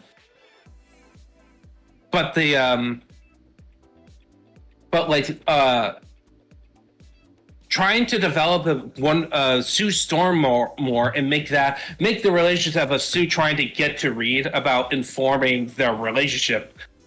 Despite, I will address the elephant in the room. That age gap. That. Why? Why did they do Burns? Their questionable relationship.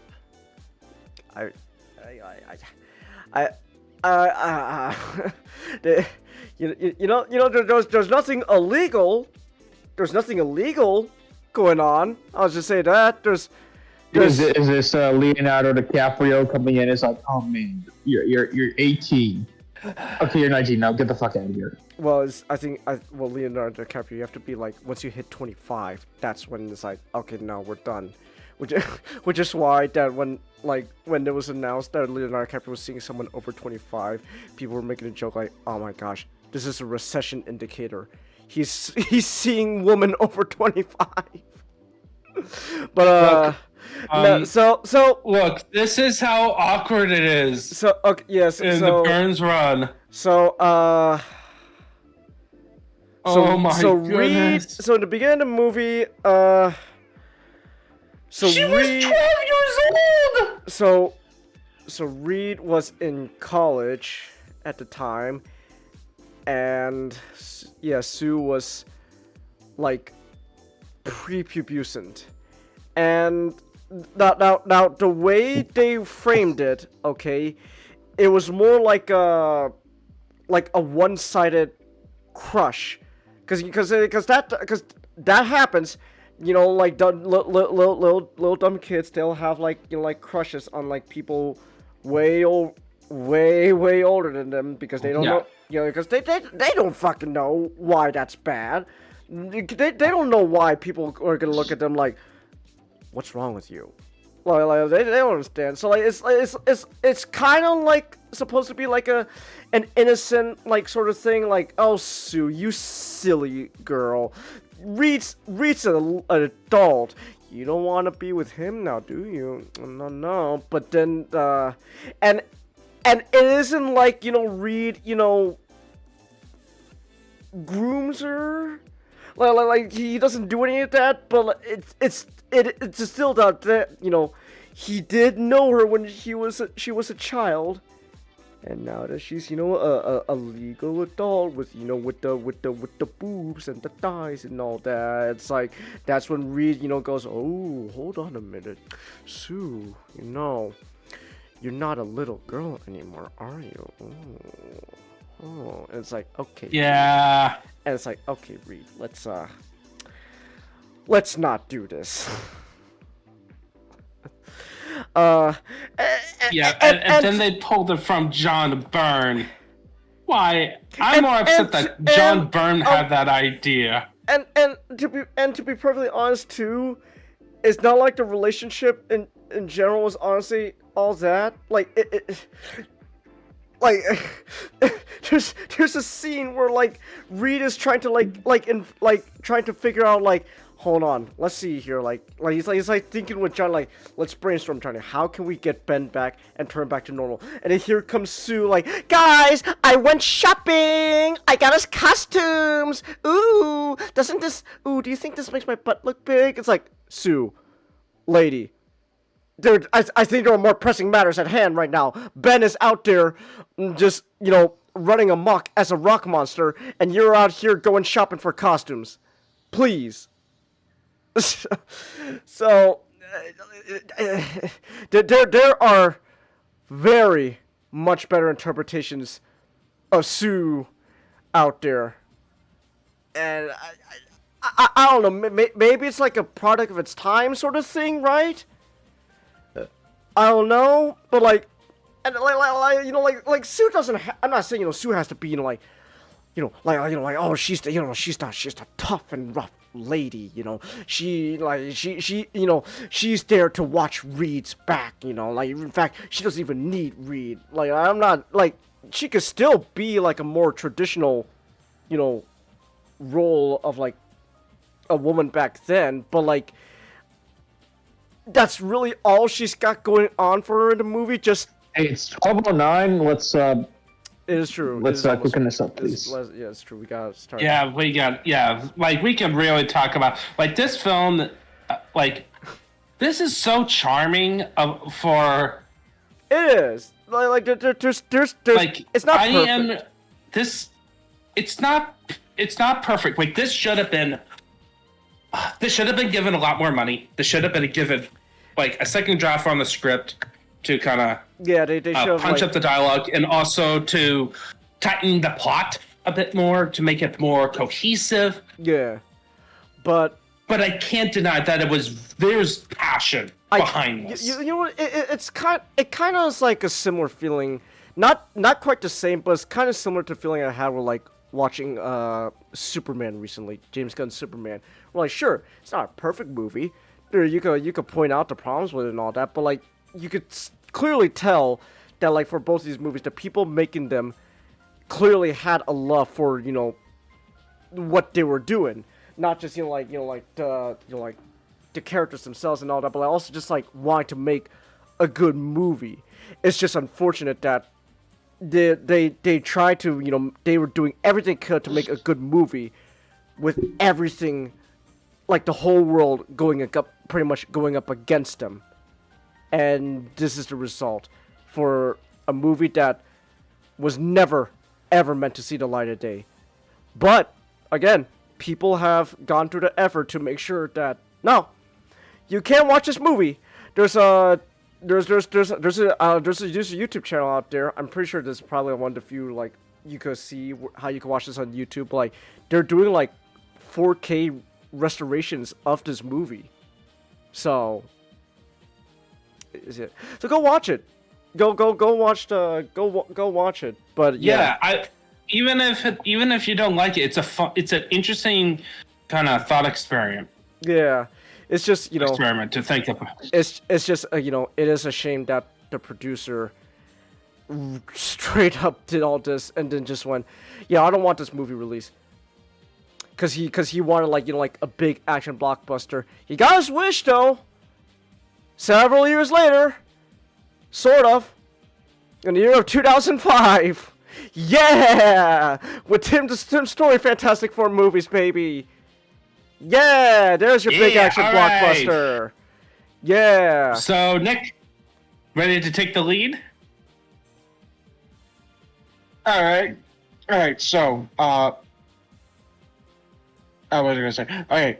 So 9 years later, we finally got a Fantastic Four movie in theaters after a long development hell. Yeah. That's gonna be a trend.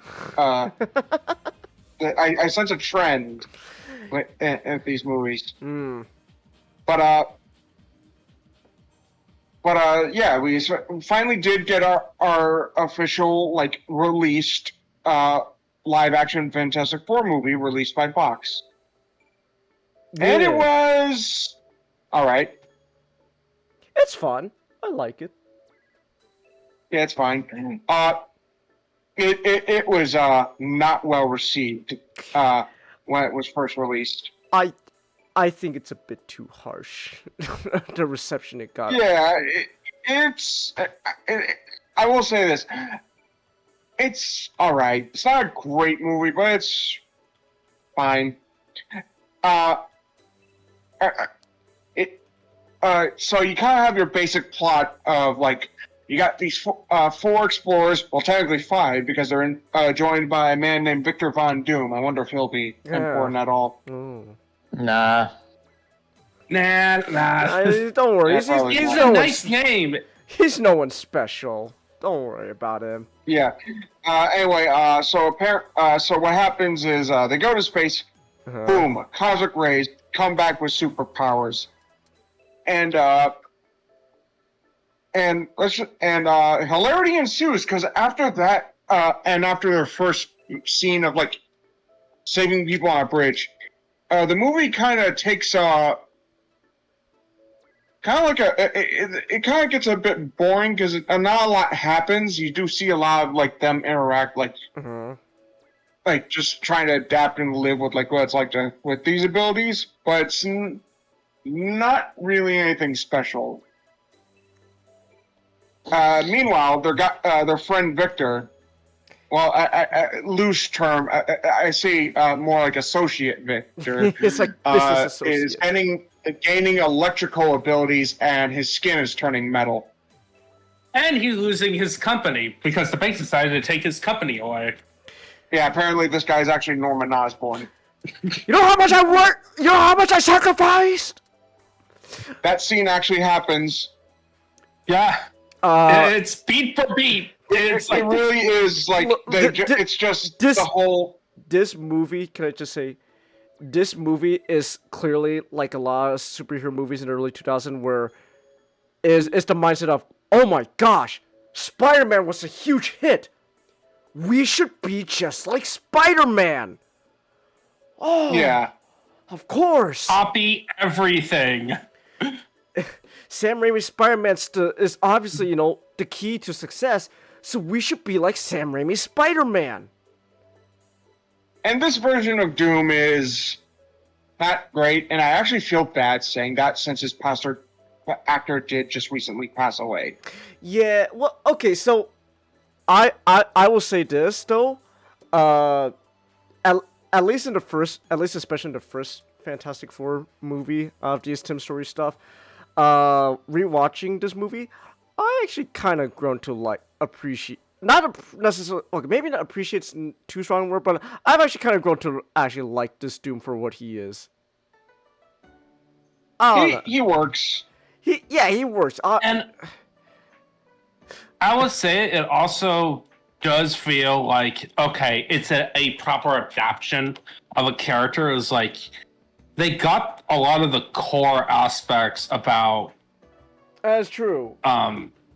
His character, about his pride, his ego, and his burning hatred for Reed Richards, his and pettiness. being super petty. Richards, like, say what you want about how much they changed with this Victor, but like, they still got one of the basic principles of him. He does not like Reed. He hates that guy's guts so much. And not to mention, I think my favorite detail in the film is it's a joke. On a second viewing, if you new to the Fantastic Four, but Fantastic Four fans know this instantly. His metal mask is on the display case. His introduction, and on the bottom it was like the humanitarian award from the people of Latveria. And it's a metal mask that he later puts on at the end of the movie. Victor, please! Victor's not here. Only Doom. Only Doom. Oh, he said it. And then there's the fight scene where they have like against them, and they realize, shit, guys, I know how we view them. We use our powers together. Oh, of course. At least this one is a little bit more creative. Yeah. Later on. We'll get to Fan Force Tech. Don't worry. Yes, we're hinting at the a crescendo. Anyway, the man playing Reed, it's a Welsh name, so it's hard. It's gonna be hard for me to pronounce. Ion Grufford. Yeah.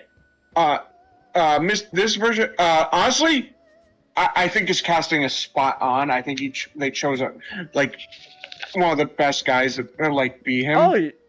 Oh, Yeah. I think the cast. I think this guy is like his desire to learn science. yeah. He's got the personality and the look down. I think just in general, the cast. I think just the casting in general is really good. I think even Jessica Alba. I wasn't done with. So I think with Reed in this movie, while he doesn't do a lot, he's pretty much ripped from the comics. Yeah. Yeah, I mean, yeah, he even he just naturally looks like the dude. Can I say just a quick funny thing about the actor? Yeah. So I recognize him, yeah, from Fantastic Four, but I also recognize him from the San Andreas movie with with The Rock, and his character in the movie is just pretty much Victor in this movie, where he's just like a shitty evil business guy, and then in the San Andreas he dies when like a flooding causes like a truck container to just crush him. That is funny because other than this film, I know the actor from a film called Amazing Grace, which is a film about William Wilberforce, if I'm who helped free the slaves. Also, from the 2004 King Arthur film, he was Lancelot. Ah. I know he was in Horatio Hornblower. Okay. He played Okay. Horatio Hornblower in a bunch of TV movies. But anyway, speaking of casting though, Nick. Jessica Alba as Sue Storm, I think she does a good job. They just do not give her shit to do. Yeah, that's the Sue Storm in these two films Yeah, has a clear writing problem where they can only think of some form of joke around her. Like, and usually the like, hey, watch her get naked. yeah, which makes no sense. That bothers me because it makes no sense because she was able in the comics in the first 2 issues to be invisible with her clothes on.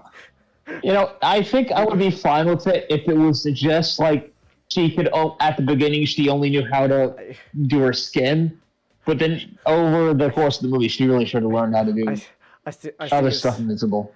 I think it's just kind of funny because it just feels, honestly, it kind of feels like right now Ninjato's like, you hate the way they write Jessica Alba because, kind of demeaning towards women. I hate it because it's not accurate to the comics. But We are not the same. But like, she doesn't really have a lot to do in these movies. Yeah. I think my favorite. I think what's worse is that she got like criticized for like being bad casting. There's nothing wrong with what she does. I think she did well. The problem is she just doesn't have a lot to do. Yeah. Like she had a really good scene. Where was the scene where she confronted Reed in the second movie, and like she did the invisible wall at him. I think this was actually very well. Oh, yeah, we'll talk about that soon. We'll talk about it soon. Anyway, there's this little known actor named Chris. There's this little named actor named Chris Evans who plays Johnny Storm. Chris Evans. Oh yeah, he was obscure. Whoa! And he does a good job playing like the very cocky, reckless Johnny. Like people know about him. Yeah. That said, they don't really show his. There's not a lot of his like more noble aspects in these movies, which is disappointing. Yeah. But like one quick understand who's Johnny? Yeah, it does well. Can I? And you know what? Funny. He's also funny. Can I just say something? That said, the standout actor in this movie is Michael Chiklis as the Thing. Oh yeah. Yeah. They managed to get. First of all, he petitioned hard to get a practical suit that he would wear for the movie. Like so like he was like, I need this to be like a real thing I'm wearing. Yeah. Because he was an actual fan of the comics. Yeah. I gotta say, the costume they have for Ben in this movie, pretty good. I think it's pretty good. Like sure, it's not like completely like ripped from like the pages of the comic, but like for what it is, it's really good. It like that's... Look, the Thing's design changes multiple times over the years, and like I can attribute to the Thing design in these Tim Story films to be more in line with the original Thing look. From when I think of like the Thing, like for Ben Grimm, I kind of think of like I think of something like out of like those like Alex Ross paintings he does.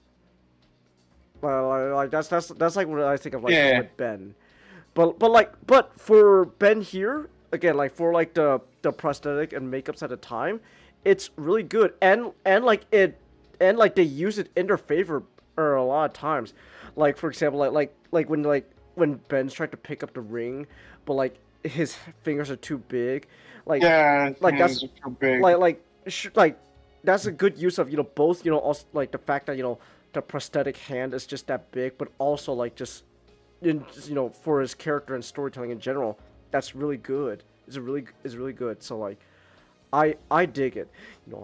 Again, nowadays we got the benefit of CGI, but for like the physical, They had it back in the day. Remember Ang Lee's Hulk? Like that wasn't even just a few years yeah, ago from Yeah. that. They And by the way, could've Changus, backstage is where the design I'm talking about. This Okay. is like let me see. the original one. Oh, I could kind of see it. A little bit. He looks As I was saying though, but like the costume aside, which is already looks like fantastic. I tried to Say avoid that that again. word, but honestly, it's very apt. Say that again. But like, oh my gosh, this is definitely Ben's movie. Yeah. But Ben is a standout. Like it's the best. Yeah, he was the best part of these movies because it's just like him. Like you could see like the pain and the sadness of having to live with the fact that he's essentially a monster. This monster. Yeah. Yeah. And it's really great. And the scene with he has with Alicia. Oh yeah. Very sweet as well. Also, there's an extended edition DVD that has more scenes involving Alicia and Thing, Ah, that's which I felt like should have been the theatrical cut to help a bit more, but I digress. Yeah. Also, I'm not sure if it's in the extended, but there was a deleted scene where it implied they did that scene, those scenes. Reed, do you... Oh man, Reed, let me tell you, blind sex is the best thing to ever happen to me. I swear.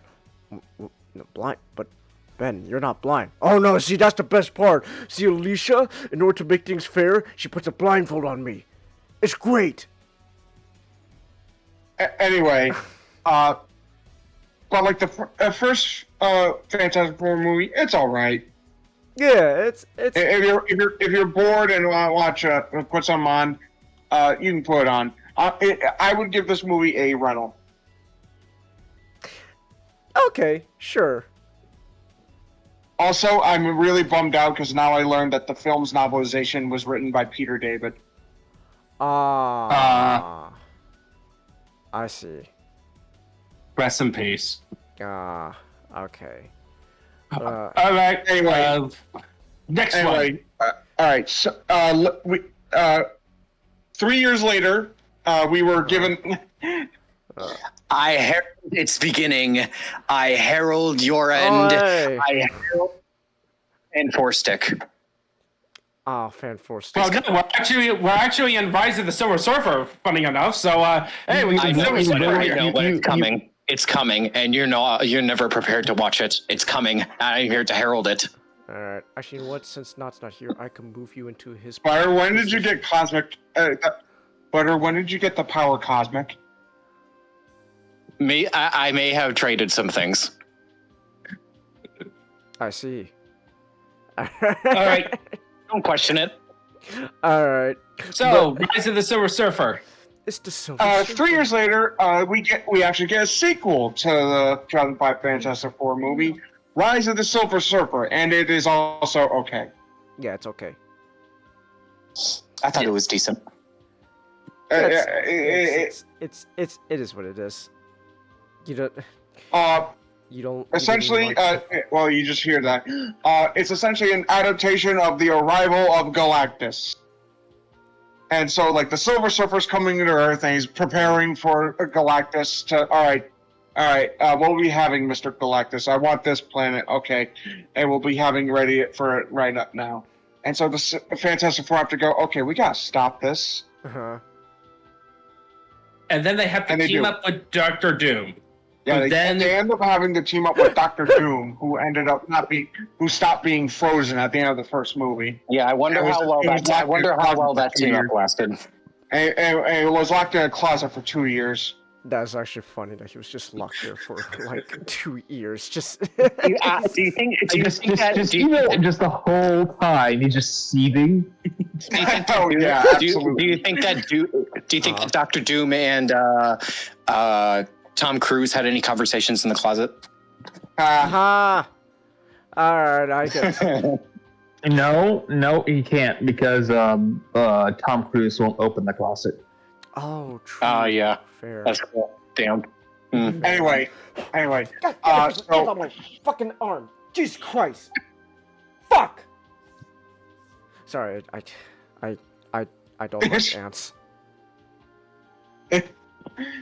anyway, where was I? And God damn it, so there's they had to another team up with fucking Doom. ant! Christ! Oh! Oh my god! Fuck! Sorry, here, you know what? You keep talking. Let me take care of these damn pests. Like Galactus, he is preparing for an extermination of a hive. Anyway, where was I? Oh yeah, teamed up with Doom to stop the Surfer, like doing his things, and like when they do, the Surfer goes. They're asking, why are you destroying our world? And he's like, I'm not. I'm the guy just making sure the guy coming is, I'm just the herald of, like, the guy who's actually destroying it. And they're like, oh, damn, can you help stop them? I don't know, man. Anyway, and then Doom steals the Surfer's board and just goes a bit crazy for a bit. Yeah, I in the comics. Decides to be an asshole. Anyway, Galactus is coming and he's a cloud. The giant cloud. It's just a cloud. I have the need to remind everyone that Galactus, there is no multiverse variant of Galactus. Galactus is one single entity throughout the multiverse. So every iteration of Galactus that we've seen in the movies, video games, novels, and all that is the same person. Yet somehow the Silver Surfer was managed to destroy him at the end of the film. I don't think that this is about how a cloud becomes a person. I'm starting to think that this isn't a good movie. Anyway, the cloud comes and starts to destroy Earth. And it goes, all right, and Doom goes, all right, check the spear. I'm going to check the spear at the Spirit Fort. Sue goes, no, and tries to do a force field, but it ends up actually killing her. And so they all get, I forgot to mention, Johnny, when first chasing the Surfer, ended up getting, caused a condition which whenever he touches the other of the four, he ends up switching powers with them. How wacky! Yep, hijinks ensue. Anyway, at the end, they all give their power to him, and then Johnny, essentially being a super Skrull now, essentially knocks Doom into the ocean, and then the Silver gets his board back, and it goes and it makes like iced tea, and goes, I care now. No, you made me care more. And essentially flies up and then blows up Galactus. What happened technically with Dr. Doom is sillier. He defeats Dr. Doom and destroys the board, but as Doom is falling, Ben got on a crane and used a wrecking ball to knock Doom into the ocean like a baseball. So is Doom? Are we just to presume that Doom drowned since this was the last of the series? Sure, why not? No, I don't believe it. He managed to survive being frozen without food. No. He's on the bottom of the ocean, just fucking molding. Anyway, Surfer resurrects Sue before he flies up and blows up Galactus. And there's an after-credit scene basically just going, yeah, the Surfer survived.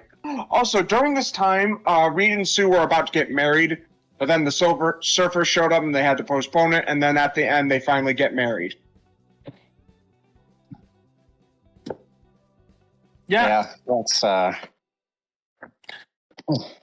wouldn't necessarily call this as good as the 2005 one, Like, one of the biggest problems I have with it is that, so the whole point of giving Johnny the whole switching powers is, yeah, you got some comedic moments, but also it's supposed to humble Johnny, because first they wanted to give Johnny the role, the arc that a similar, and they, much like how the Thing in the previous film has an arc, they were trying to do that with Johnny, but then they ruined it at the end, where with the whole, oh, the flowers is coming down with his girlfriend, he lights it on fire because we can't have Johnny to decided to be with a girl in case the third one.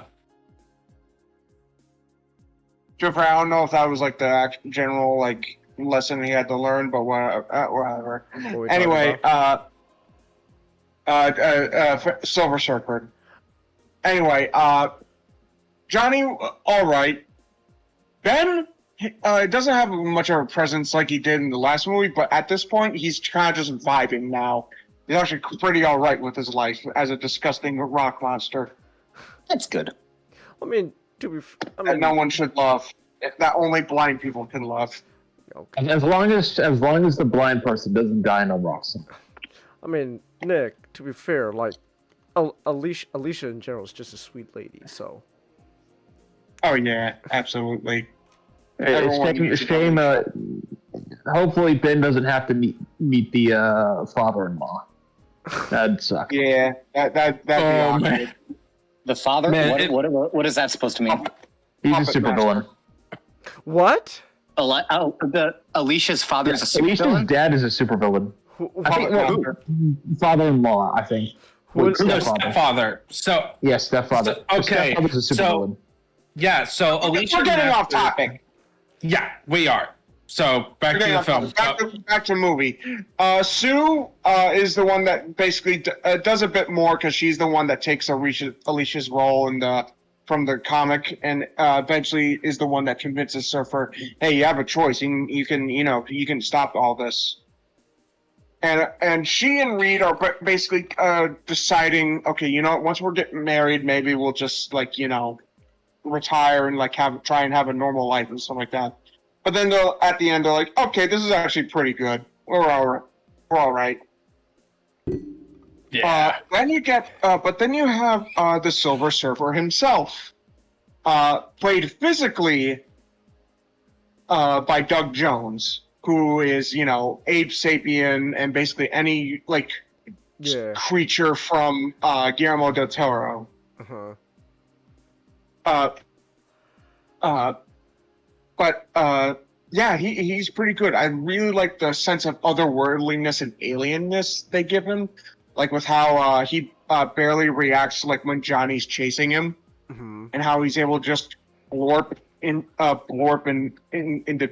buildings and cars and stuff like that without affecting it. And then just sucking up a missile into his board. Yeah. And just flipping upside down through the board itself. Just it's very weird. He's a very weird character, and it's very get that. Vocally, he's voiced by Lawrence Fishburne. Oh my gosh, Morpheus. I'm surprised you didn't say Alpha Trion. Oh, well, yeah, that's true.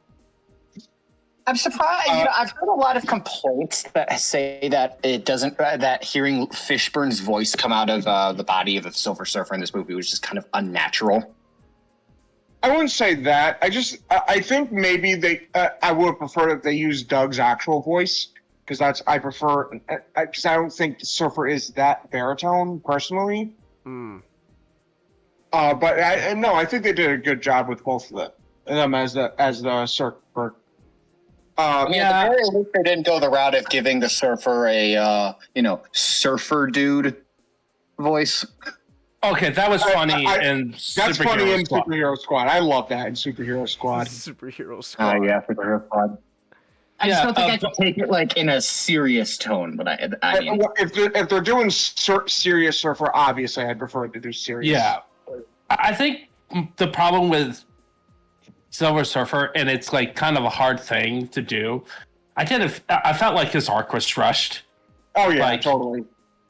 His arc was so rushed. Like they wanted to do. Well, this is what like I think Rise of Silver comes up like just barely over an hour and a half. I could check real quick the length. Yeah, it hour had and a a half. little bit too much character arcs because they wanted to do a little bit on Sue and Reed. They wanted to do Johnny, and then of course they wanted to bring back Doctor Doom because they wanted to have the moment where Doctor Doom had the surfer board, which is a thing that he did in the comics one time. And then trying to do all that and combine it into one film Yeah. Yeah, proved to be too much. it is what it is. But you know, the surfer, being there is it's the movie's all right. Yeah. I wish he was in there more, and I wish we would have gotten the JMS movie, that Silver Surfer movie that was planned but never got made. Mostly because Wait, JMS as in that JMS?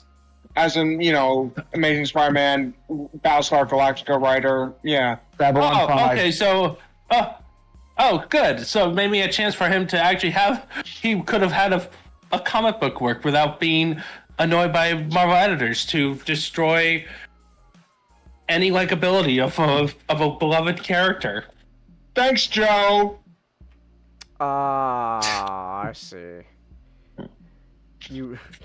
But I will always bring that up. It's. thanks, Joe Quesada. Man, it's every time we read a comic and I'm reading who was behind, because I always like to see who made the comic. Every time his name comes up, it's gone to the point now where you just ignore him. Yeah, JMS is legitimately a very good writer. He just gets fucked over a lot. Okay. JMS is a very good writer. They never made a Silver Surfer movie. Ah, I see. Anyway, but Silver Surfer, despite how shockingly little he appears in it, he's all right. It was part of the film. Yeah. He's neat. There was what lack of character there was, he made up for it with what the youngins nowadays call. Farming. Yeah, called aura farming. The surfer is just one giant aura farming. But it's he literally made a slideshow presentation on his abs. Okay, that is a level of aura.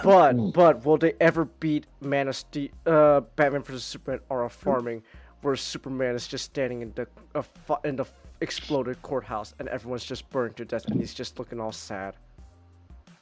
The closest is him as the surfer just blorping into that building.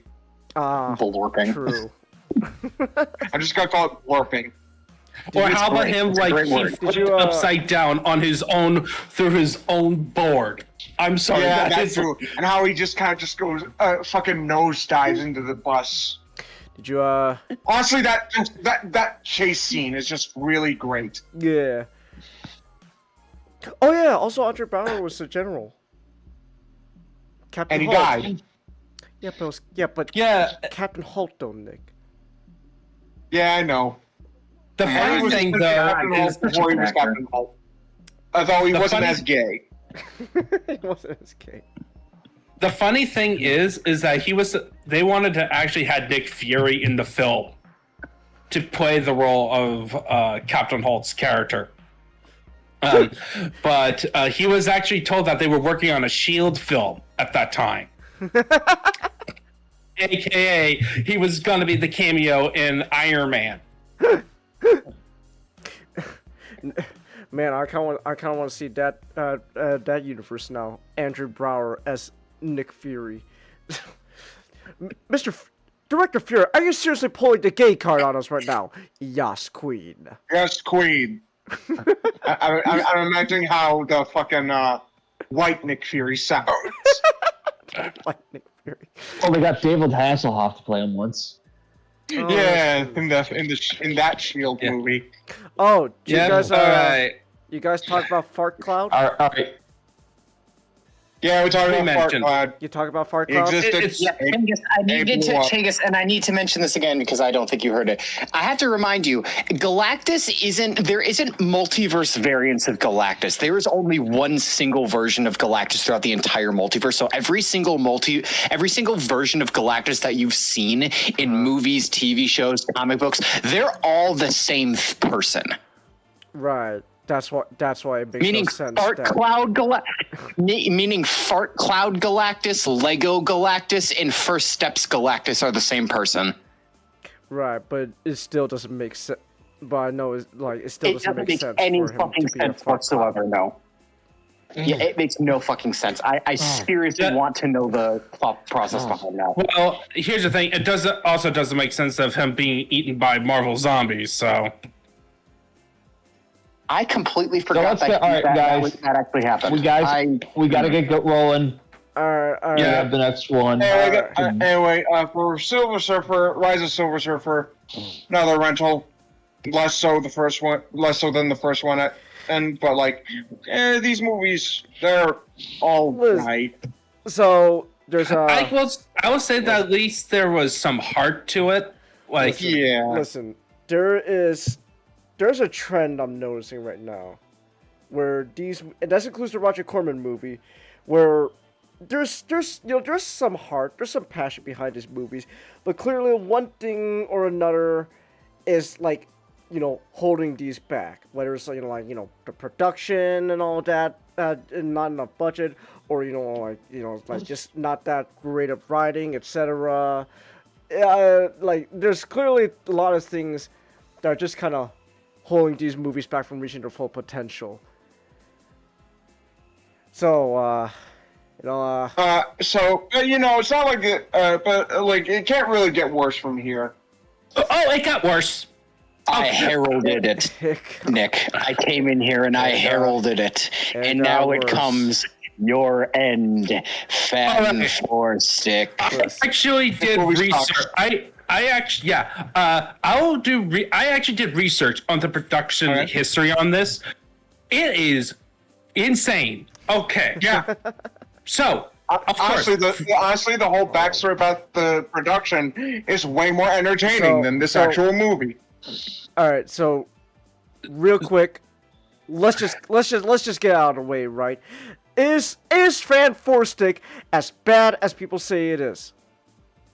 It's Yeah. worse. Oh yeah. It's fucking trash. It's awful. It is awful. It is a terrible movie. It is. Ooh. Terrible. Should we dim the lights in the studio just to make it more accurate? Nah, it's all right. It's okay. But No, yeah. Okay. I need to. It's, for This- me, Uh-huh. it's kind of like watching a It is. wreck. Yeah, it is Like kind of it's It- it's disturbing, but you can't look away from it. It's. Yes. So last night. I need to look. Well, hold on. I need to. I just want to say this. Last night, yes, Chelsea, it is. Yes, Michael B. Jordan is in fact black, and he is in the Fan Four Stick movie, Chelsea. So last night, okay, was the first time I ever saw Fan Four Stick. This was one of those movies where you hear about how bad it is, and then when you see it yourself, is it as bad as people say? And you watch it yourself, and it's like, wow. This is the biggest stinking pile of dog shit I've ever fucking seen. Wow, it is that bad. It is. They were not exaggerating. It's probably worse than people say it is. It's just, it really is just one of those movies where I really genuinely think people saying it's that bad doesn't sell how bad it actually is. It's terrible. It's a movie Yeah. so bad they actually disbanded the team in the comics for a while. It's so How bad is it Well, you see, Ben gets his catchphrase from his abusive older brother beating him. Casper's abusive older brother. That bad. Guys, I need to explain the reason why it's so bad, because just to get you all into context, because it's really the most interesting part of this whole thing, and also because here's the thing: a common narrative in this about this thing is that Josh Trank was doing his work, and then the studio interference. The classic studios interfered with the project, and that's why this film was bad. It was worse, and no one looked good, except for a few. Okay, so when Josh Trank was picked to be working on this film, they picked him because he was an up-and-coming director because he made Chronicle. Chronicle's right? Good. Which you guys did a previous 2 cents on. It's great. So, and what happened is that he was also attached a writer named Jeremy Slater. Jeremy Slater was a huge comic book fan. And he wanted to make a good depiction of the Fantastic Four.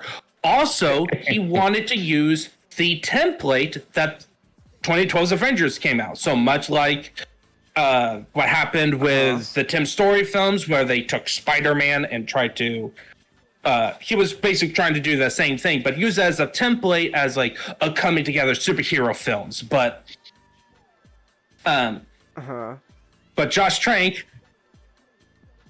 was Michael Bay, as in he didn't had any experience with superheroes other than cartoons. Okay. Okay. So I mean, depends on the cartoons you watched. He did claim to see the 1994 Fantastic Four cartoon, but as in he was not a superhero fan. He didn't.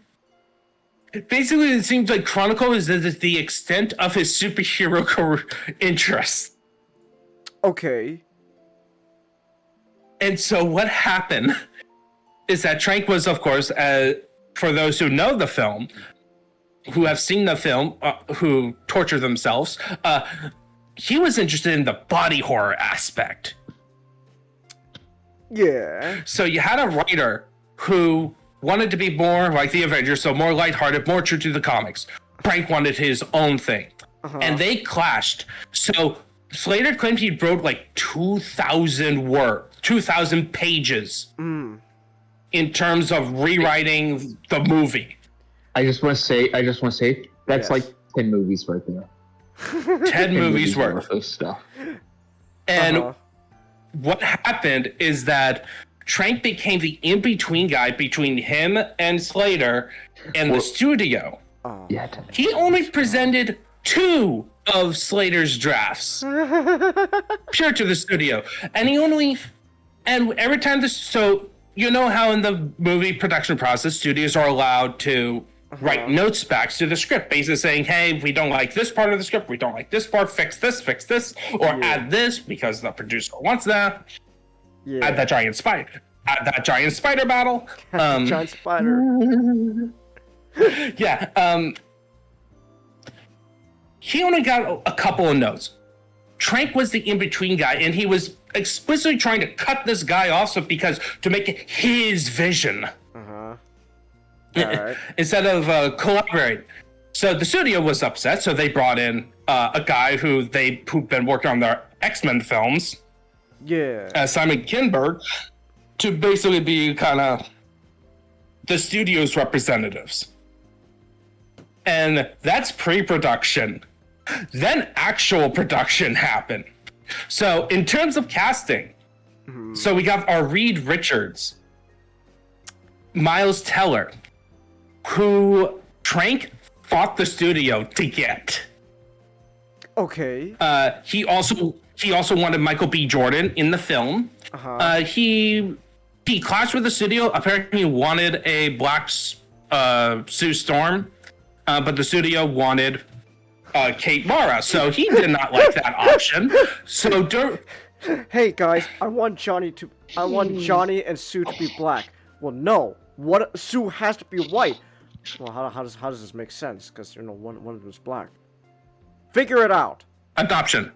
Yeah, but what happens is that, of course, when it was announced, fans were upset. He gets a little bit paranoid. So when they were filming in Louisiana,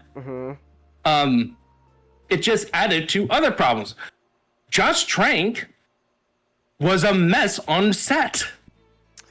Now, how much of a mess are we talking? So he was directing coldly to Kate Mara because he didn't want her to be in the role. Because he wanted a black actress for Sue. Yeah, and then he and Miles Teller were both having big egos at the time because Miles Teller was part of Whiplash, and of course, the previous work, Josh Trank's previous work, was Chronicle. So they were butting heads up to the point of almost having a fist fight. On that point. And then he and his dogs caused so much damage to a house they were renting, it cost the studio $200,000. And also some rumor stuff, like he came into the set either drunk or high. Oh, substance abuse. Okay. Yeah, and then, by the way, they didn't have a third act. What do you mean they didn't have a third act? They didn't write a third act because despite having all this argument with the scripting process, they didn't have it. And despite Kinberg rewriting the script, they didn't have a third act. So what happened was that's when the studios get involved. Because you see, at this point, the studio was trying to avoid their reputation. They had a reputation of being micromanagers, firing directors, screwing over their director. Like, I don't know, a certain director that made a 2012 success mega hit named Joss Whedon. The most infamous example. Well, to be fair, that's kind of funny considering everything that's come out now. Yeah, later reveal, but at the time, you have to think of at the time. Yeah, at the time, like Josh was the big. Josh was Yeah, he was a big thing, especially among nerdy circles, and had a reputation of having his shows getting screwed over by Fox. A lot. So, anyway, they had to get involved. And basically what happened is that they took over the rewriting, the reshootings, and basically the third act was them trying to fix everything. By the way, they also cut 30% of the budget before shooting began. There's 30%. This was a mess. Okay. The only positive thing that came about it, which is add some hilarity, is that Kate Mara and Jamie Bell, the actor who plays Ben Grimm, met during onset and gotten married years later. Oh yeah, that's right. So this is really the ultimate universe, which is universe. Is why they should bring Miles Teller back as the maker. Yeah. They should bring Miles Teller back as the maker. And so basically by the end of it, Josh Trank just became a rubber stamp at the end when it came to the third act stuff. Wow.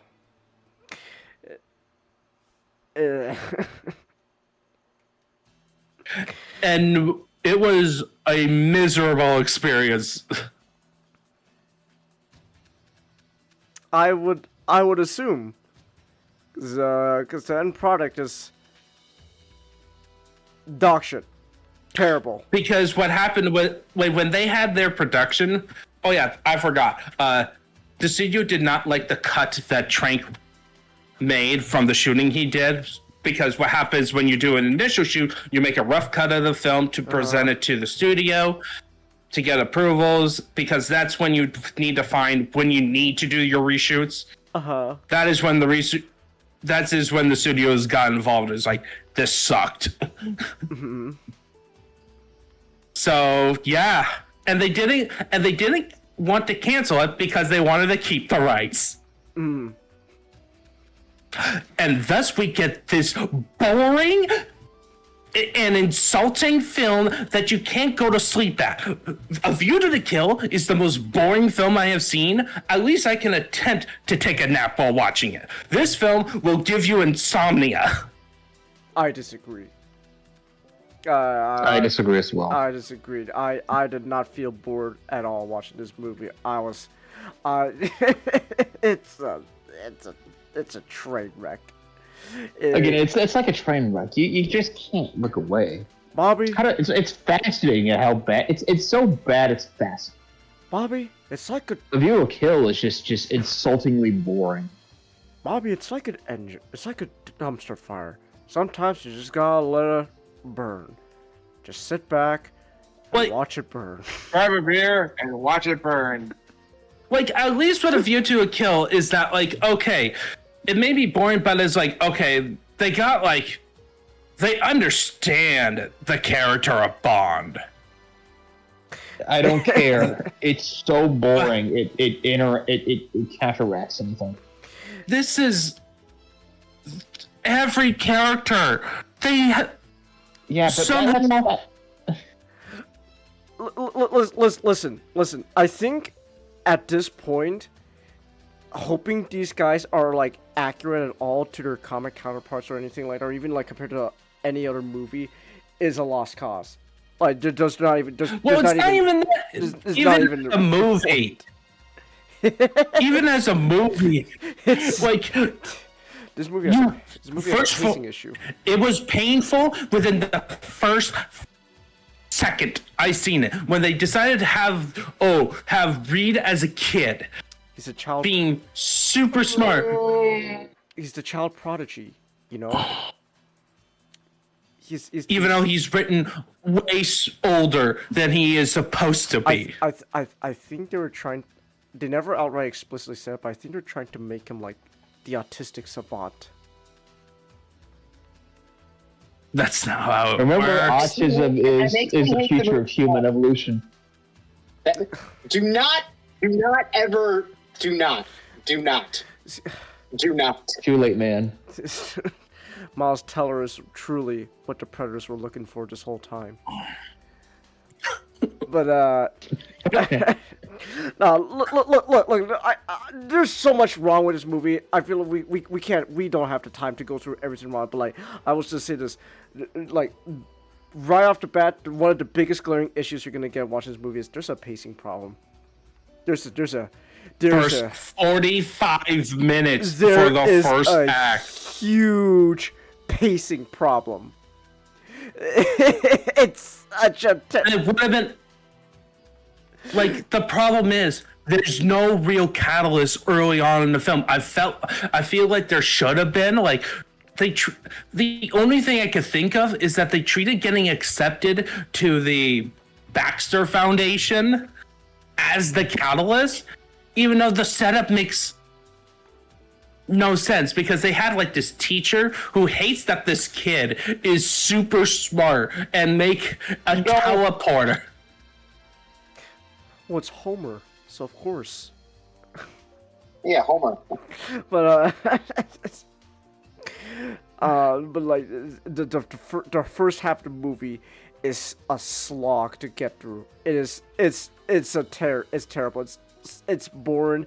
It's a slog. You feel like there is absolutely no chemistry whatsoever between the actors at all, and you know these are all great actors, because these actors would go on to be in so much better movies. Miles Teller was already in a better movie before this, Whiplash.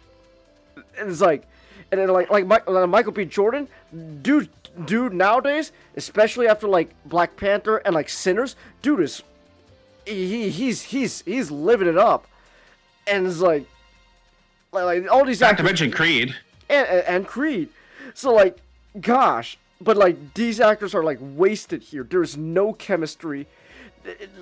Like half the time it feels like they just sound like they don't even want to be there. Which, not knowing the production, yeah, They really didn't want to be there. They didn't want. By the way, during the reshoots, you know how they did it, how much they didn't want to be there.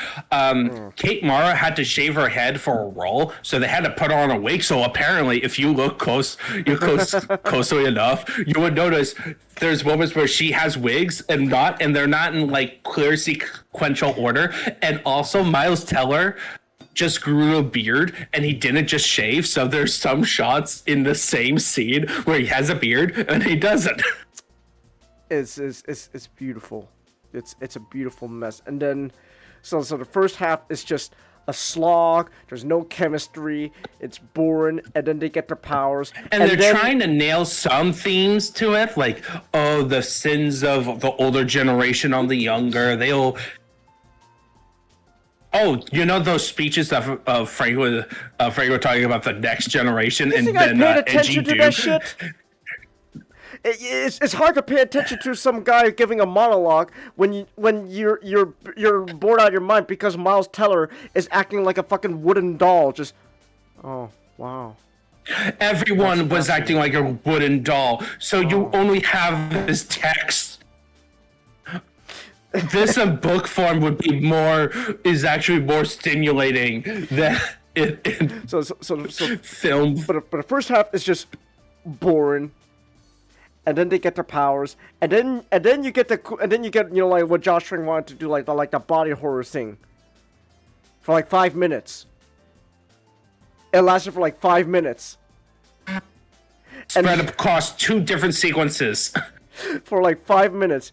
And then the second half of the movie, now everyone's working for the feds, except Miles Teller. He's on the run. Ooh, but then and the problem is that it doesn't really communicate about what his motivations while on the run, other than finding Ben, even though he knows where Ben is.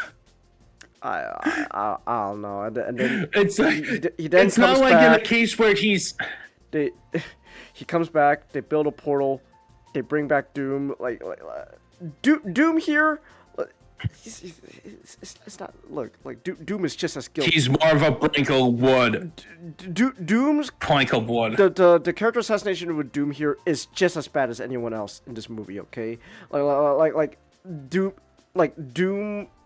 is like some. He becomes what like an eco-terrorist or something. Yeah.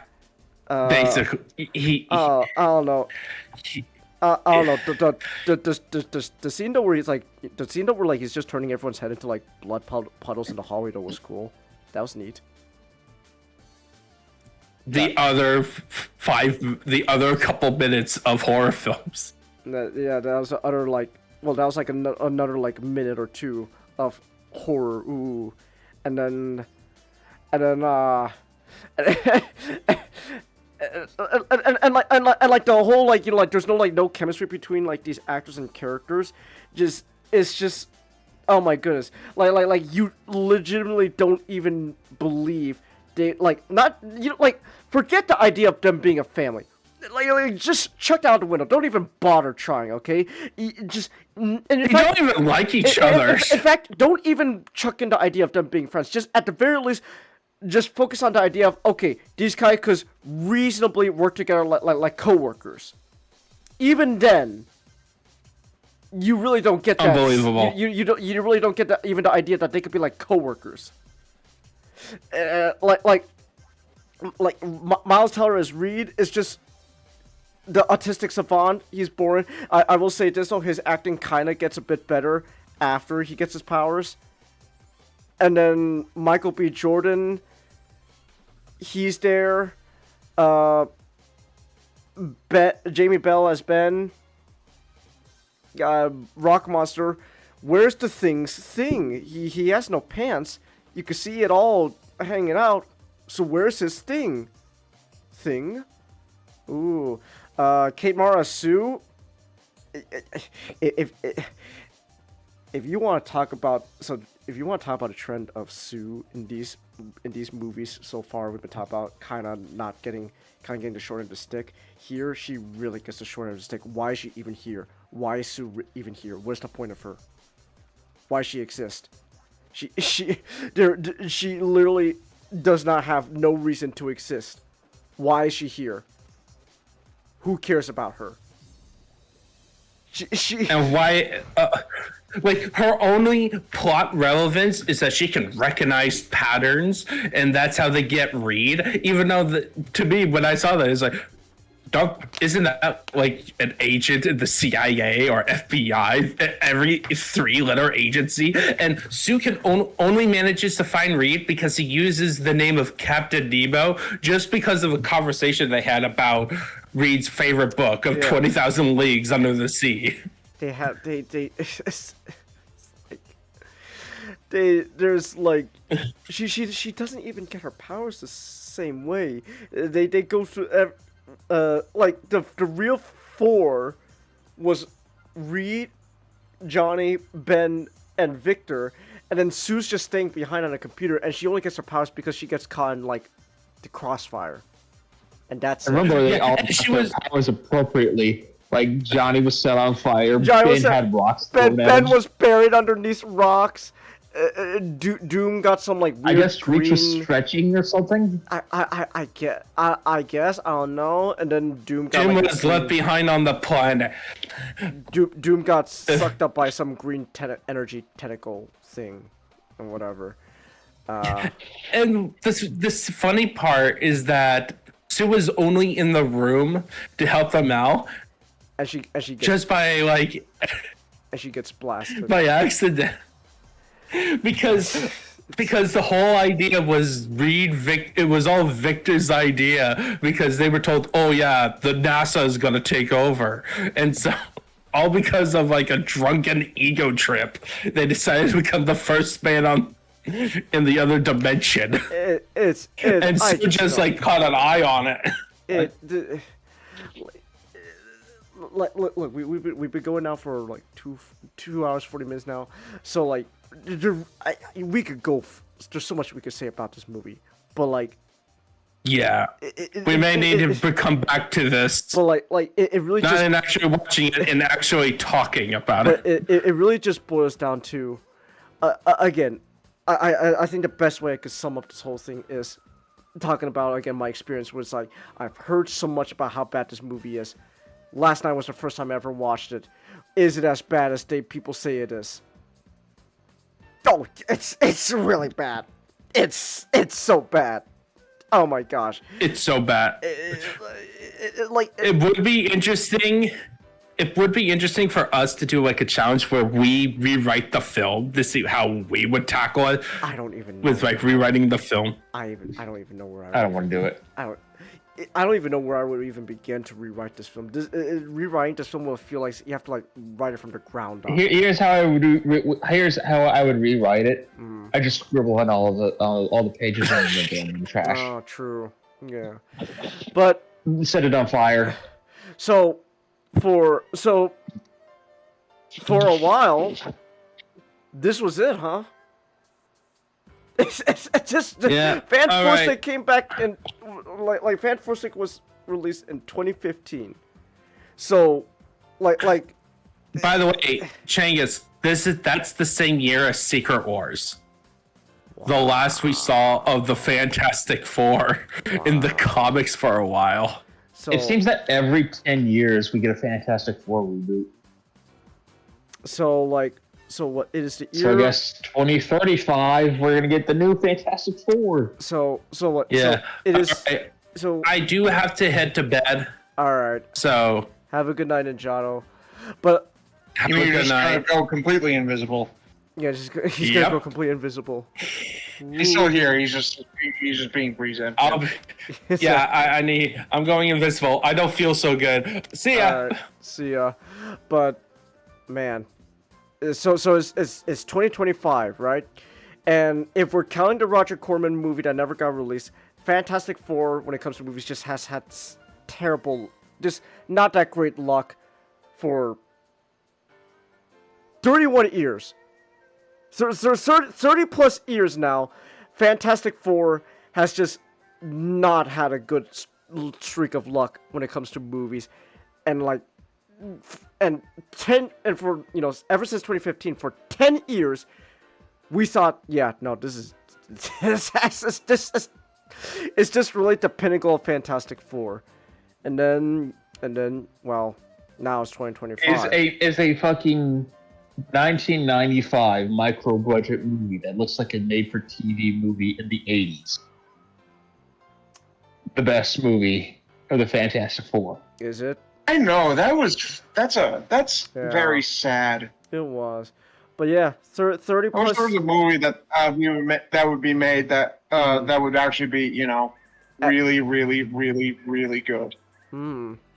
Well, how But funny. How funny you mentioned that, Nick. it turns out Yeah, it turns out out. the fourth time was the charm. Fourth time's the One time charm. actually was a charm. Oh my gosh, this Yeah. movie was so good. All right. So This movie was actually so good. we're not gonna get into spoilers for this because I have not seen it yet. I'm gonna be seeing it Monday. We might have a I spoiler have section also not next seen week, and that would be fun. Sure, we could do a whole like spoiler talk next week for this movie. I'd be down for that. But So, without Nick, you could say this movie was unironically fantastic. I know. say that again. Say that Do it again. again. it is unironically fantastic. It is. Guys, I know what to Okay, so guys, I know like, what to call our movie now. You guys ready? All right. Title card. Title drop. The Beatles. The Beatles. So what? Why? So just without spoilers, right? What is about this movie that's so great, man? Why is like Nick's reaction? I remember when he like came out of the movie, he straight up was like the base off was like, I was like, dude, you have a much better reaction to this than Superman. Is it really that good? it's as the more I think about it, the more I like it. Like, I'm really happy with this movie. Like, I might even watch it again. I haven't done that since the Batman. Like, it's okay. It's not. It's okay. It is not in the same league as the Batman. The Batman is one of those movies where I consider it's like, okay, this is almost perfect. Oh, it's great. Fantastic. First steps. Not like that. It's good, but it's not great. Okay. But I did have a lot of fun with it, and I would like if my family, if like my dad asked me to do it, he was like, "Yeah, I'll go, I'll watch it." Okay. But the plot is tight. I hear there were a bunch of reshoots, and that so I hear the plot was leaked. Okay. And that most of it turned out to be true. But it's actually framed in a way that sounds better than the leaks. Okay. And that they actually rewrote the ending. So at the end, originally Galactus won. Oh. He Really? ate the planet. They were just straight up gonna end it like that? He just wins? And they had to move movie universes. So that's how they ended up with Doomsday. That's why there's I mean, I kind of figured that would. I mean, honestly, I was going into the movie. I was gonna go into the movie when I went to see it, thinking that actually explains. That actually kind of explains the end credits for Thunderbolts then, because that makes sense then for the end credits with Thunderbolts. Why there's a rocket ship coming in from a different dimension with the Fantastic Four logo. Ooh. Like if I were to guess,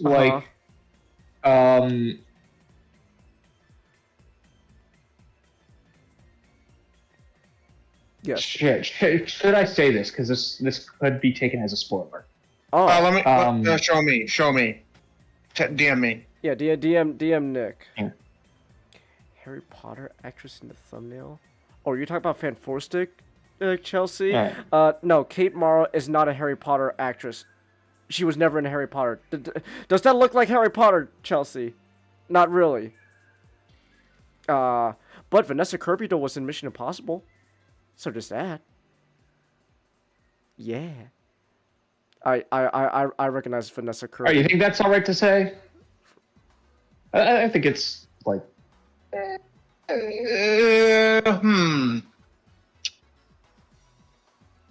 Is there any way you could? I'll say it. All right, we fucking know that Franklin's in the movie. Like you guys all know that. Yeah, That's not a spoiler. Yeah, we So know. all right, I'm gonna speculate that Doom kidnaps Franklin, and he jumps multiverses, and so that's why the Fantastic Four are after him because are in the 616 because they're looking for Doom kidnapped. That's my speculation. It wouldn't be too. I mean, that wouldn't be too surprising. given what Robert Franklin's Downey powers Jr. are in just the shows comics. up and just takes the kid. I'm taking your kid. By the way, Reed, I hate your 3000. Just deuces. If he actually says that, I might actually get mad. It's funny, but fuck. Oh no. If Robert Downey Jr. actually legit if that's like an actual legit line he says in Doomsday, I'm gonna okay. walk out of theaters. I kind of hope that Doom's face, like, I would not mind if Doom's face is kind of fucked up. Like, he burned his mask, and then he takes it off, it's got really fucked up looking. No, like, they could get away with that. No, you know it's gonna be pretty face RDJ. There's no way they're gonna disfigure his face. Like, It's okay, too marketable. like, if they shave, they dye his hair, put some contact lenses. No. We have Kirk Lazarus. Kirk Lazarus. Like, no, he has to look like how he did as Tony Stark. It's just too marketable. They're not gonna get rid of that opportunity.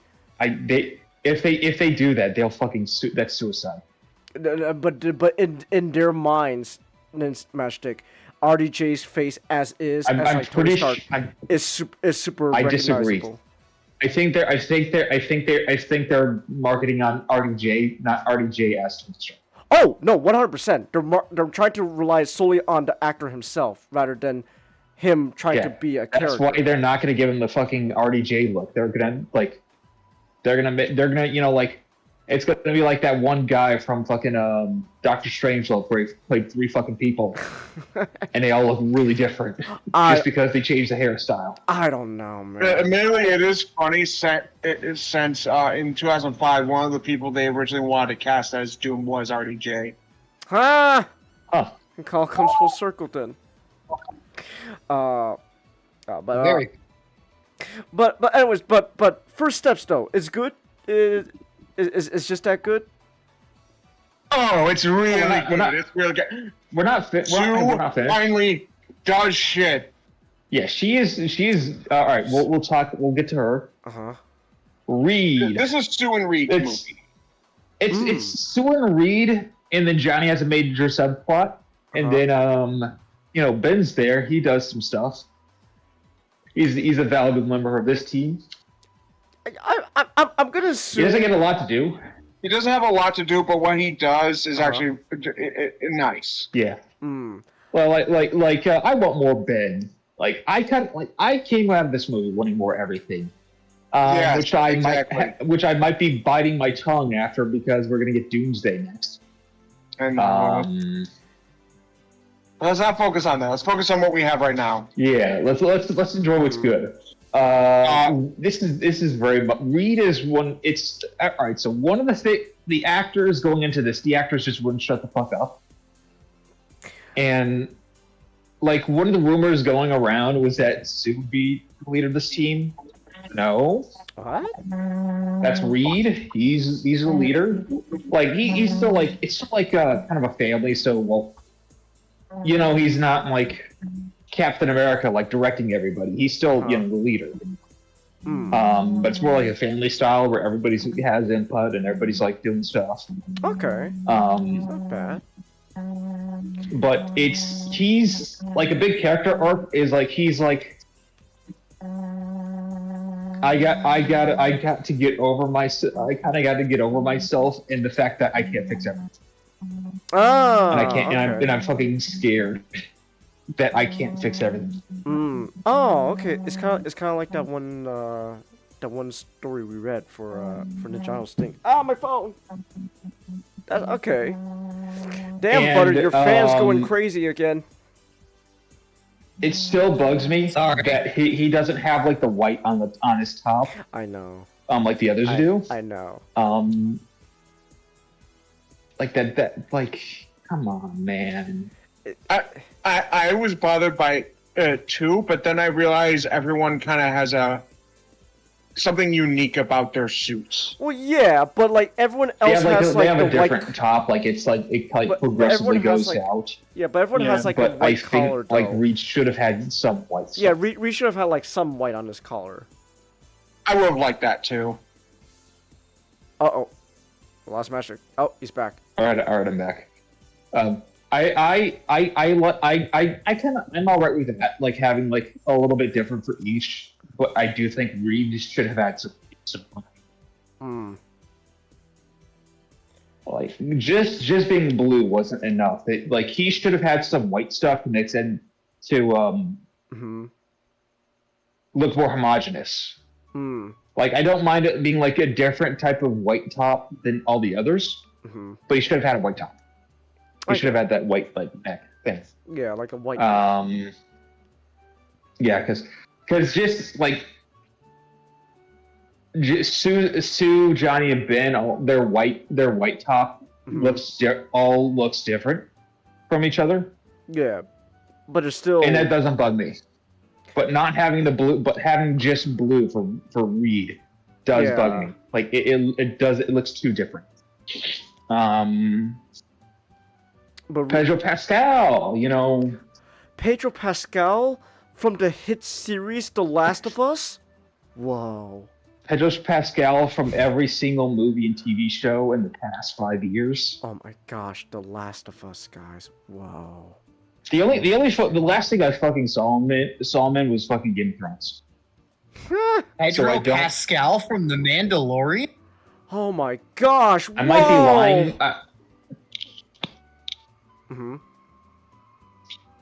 I might be lying because I don't know. I probably saw something with Pedro Pascal in it. He's fucking everywhere. Yeah. But like the only thing I really fucking recognize him from before this was Game of Thrones. He does a good job here. I like Pedro Pascal. He's a good actor. I think it's more of a meme for now, for like, to say, oh my gosh, the guy from everywhere, because he really is just in everything. To be fair, like if you saw him like literally everywhere, because he kind of is everywhere. He is, but at the same time though, he is a good actor though. So I don't necessarily mind. But also, I get it. If you watch Pedro Pascal enough things, you're like, does he have to be everywhere? Can I get another actor or something? I get it, but again, at the same time, I don't personally mind because he can be a really good actor. Yeah, and like me, where I don't watch everything modern, so it's like the last thing I fucking saw him was like 10 years ago in Game of Thrones. So, how's Joseph Quinn as Johnny? Fantastic. We'll get to him. All right, but number 2, Sue. Vanessa Kirby. I really like Sue in this. She's kind of like she's a diplomat in this. Like, she's like fucking Superman from Superman 4, where he goes in and like I-beams the nukes. The quest for peace. Like that does kind of feel like it kind of feels like I must now become the Fantastic Four first steps. Oh, so that's why it's called. Oh, that's why it's called that. The Fantastic Four, the quest for peace.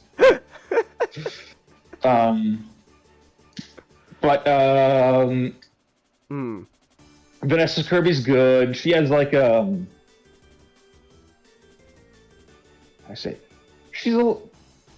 she feels like how Sue is in the comics, where she is a bit more she's the sort of mother of the group, where she kind of like is encouraging in parts while strict in others, and as a sort of a very big mama bear to Franklin. Yeah. This, I'm just Nick. I'm imagining the Alright, have a good night, Butter. Nick, I'm imagining the. Good night. Good night, man. I'm imagining the Galactus beams. Again. Does we got. So does Nick? So does Vanessa Kirby achieve James Cameron's wet dream of a pregnant woman going into battle? No. No, really? Technically, no. She No? was there for the diplomacy. So that's why they brought her. But Okay. she's not actively fighting while pregnant. So she's not going to be using her power. I would have been. That would have been a big. Yeah. Damn. I would have been mad at that. Like I would've Okay, hated that. so James Cameron's dream has been crushed. I see. Although I did think that when they were said, "Oh, she's gonna be in space when pregnant." James that's Cameron why, I watched thought that too. James Cameron watching Like- movies, going, yes, yes, pregnant woman in space, yes, yes. James Cameron does. He's actively jacking it in the theater. Exactly. James Cameron does what James Cameron does, not for James Cameron. James Cameron does what James Cameron does because he is James Cameron. He's like, oh man, now I know what to do for the next Avatar movie. Pregnant Na'vi people in space. Ah. But Johnny's great in this. He has a big sub arc. All right. I just want to say one thing about Johnny. Okay. I feel like they could have given him a bit more spiky hair. Like the just straight down one, I feel like is just kind of weird for his personality. I He's supposed to be Johnny Storm. Like give him some like more bold. I think it's because they're trying to match like the 60s vibe. But I feel like they could have done it a bit better. I don't know. Maybe they felt like the spiky hair would clash with like the aesthetic they were going for. I mean, not spiky hair, but sort of like. I feel like the hairstyle is too subdued for Johnny's personality. Maybe. I feel like you need to do a bit bolder hairstyle. We'll give him an afro. If it shows up for one scene and it's a joke, I would not do that. Johnny Storm totally would at one point have an afro for whatever. He's rocking the afro. At least for a joke. But Johnny's good in this. He's like fuck the idiot actor Richard Joseph Quinn, or is it Richard? Joseph Quinn. Joseph Quinn, not shutting his mouth, was like, yeah, Johnny's a bit more emotional in this, a bit more what's the word? What? Careful with women's feelings, and not really. He's not as like just pure jokester like Chris Evans was.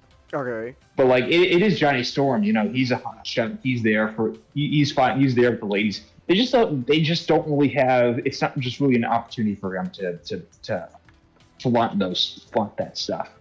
Okay. And it's also, you know, another big thing about this movie is that they're 4 years into their superheroes. He has calmed down a little bit. 4 years into the... it's great. 4.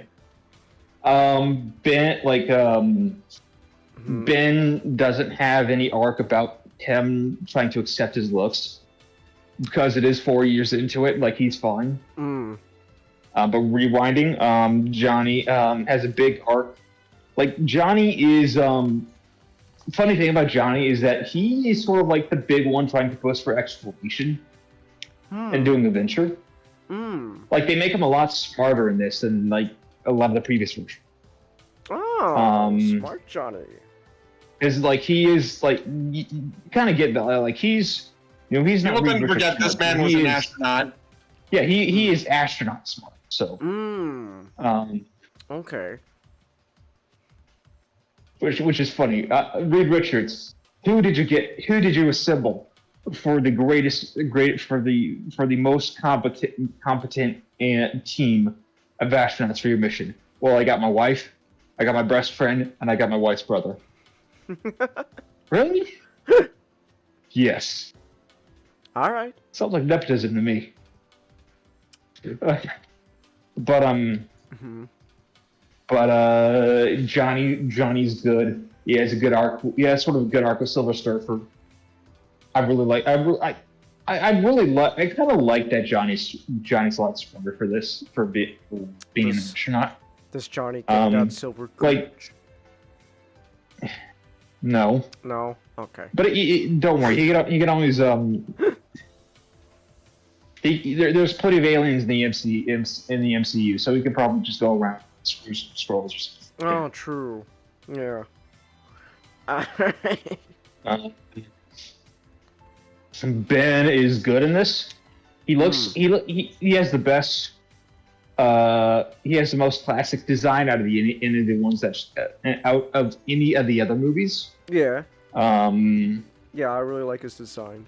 It's kind of weird seeing him with a top, but it makes sense. I don't mind it. No, he's not gonna. Oh, there is a shot of him where he is shirtless. Yeah, I saw that in the trailer. So I'm disappointed because I thought he was gonna shave by doing the chisel, but no, he had a big sanding machine that he would rub his face with. Oh, okay, but I would actually. I think that's even funnier though. Like he's got like a little chisel, just king, king, king, king, king, king. Johnny, not before you enter. I'm trying to shave. King, king, king, king, king, king, king, king. I kind of like the idea that I just thought of something really funny. All right, let's do this. Let's get it on. He's wrapping himself up in the mirror. Yeah, like puts like. All right, Jericho, steel friend. Bites on the bar. What? Gets the sander. Like.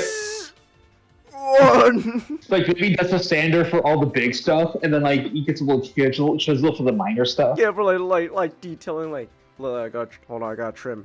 Ding, ding, ding, ding, ding, ding, ding, ding. All right, I'm good. Hey Johnny, I'm gonna do a massive rock mustache this time. Chink, chink, chink. Got to get it just right. It's gonna look like Hulk Hogan because Reed, Johnny stabbed me in the butt. Well, you probably deserved it.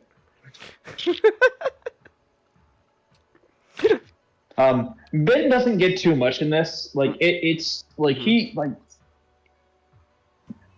the voice is not nearly as gruff in Brooklyn. I know about as it previously has been. I know about but you get used to it. Really. Well, I'm already used to the voice. I'm okay with it because I just imagine it's just Richie from the Bear. or Michael from the Punisher. Yeah, Richie's a better character.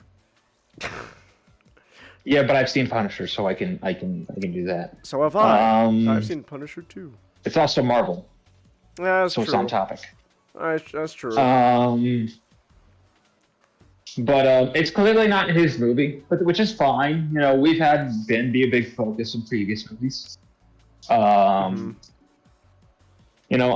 Hopefully in Fantastic Four 2, he gets some stuff in there.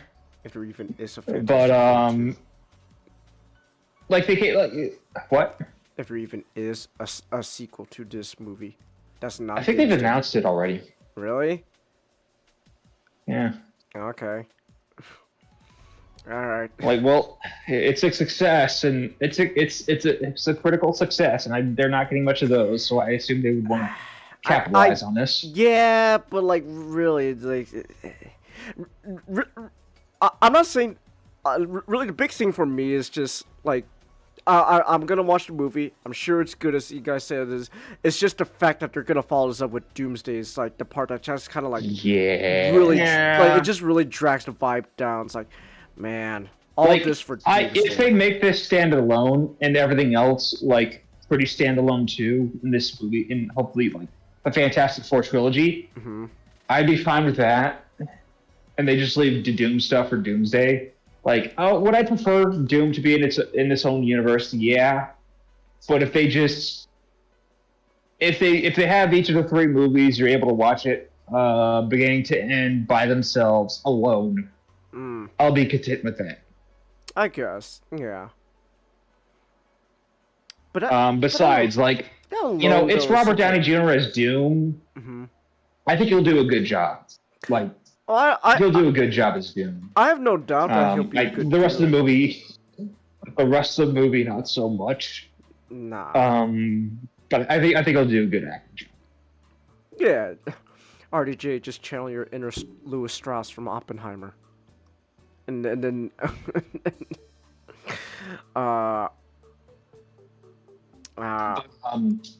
Silver Surfer. Mm-hmm. A lot of her stuff is very spoilerish, but okay. I'm fine with He's it. all right. I wish they would have either have Norman Rad or have Shala Ball be a different Herald other than Silver Surfer. That doesn't bother me slightly. I would I wish we did get Norman Rad, but for what we have, not too bad. I really don't mind Shala Ball Silver Surfer. I don't. Yeah, but mind that stuff. but Norman Rad is Norman Rad, so he is a very big, very very big character in comics, and Shala Ball was only there for like a hot second. So okay. They wanted a female Silver Surfer because she's female. I really don't give a shit if they want to make a female Silver Surfer at this point. I just wish we had a really good Norman Rad. Because we had an almost really good one. But yeah, she had some good. She had some. She had a few moments where she had some gore, not nearly as much as Silver Surfer, but there were some good. There were some good scenes with her. Galactus. My boy Ralph Fiennes. That is some fucking gore from him. Let's go, my boy Ralph. Yeah. All right, now that is some aura farming. That's some aura farming. We made it up by Galactus one more time. Shit, he was so good in this. Fucking intimidating, man. Ralph Fiennes channeling that Green Knight energy, Nick. Yeah. You really feel like this guy's fucking like small G god like coming in to fucking chill. It is kind of like slightly horror-ish when you first meet him.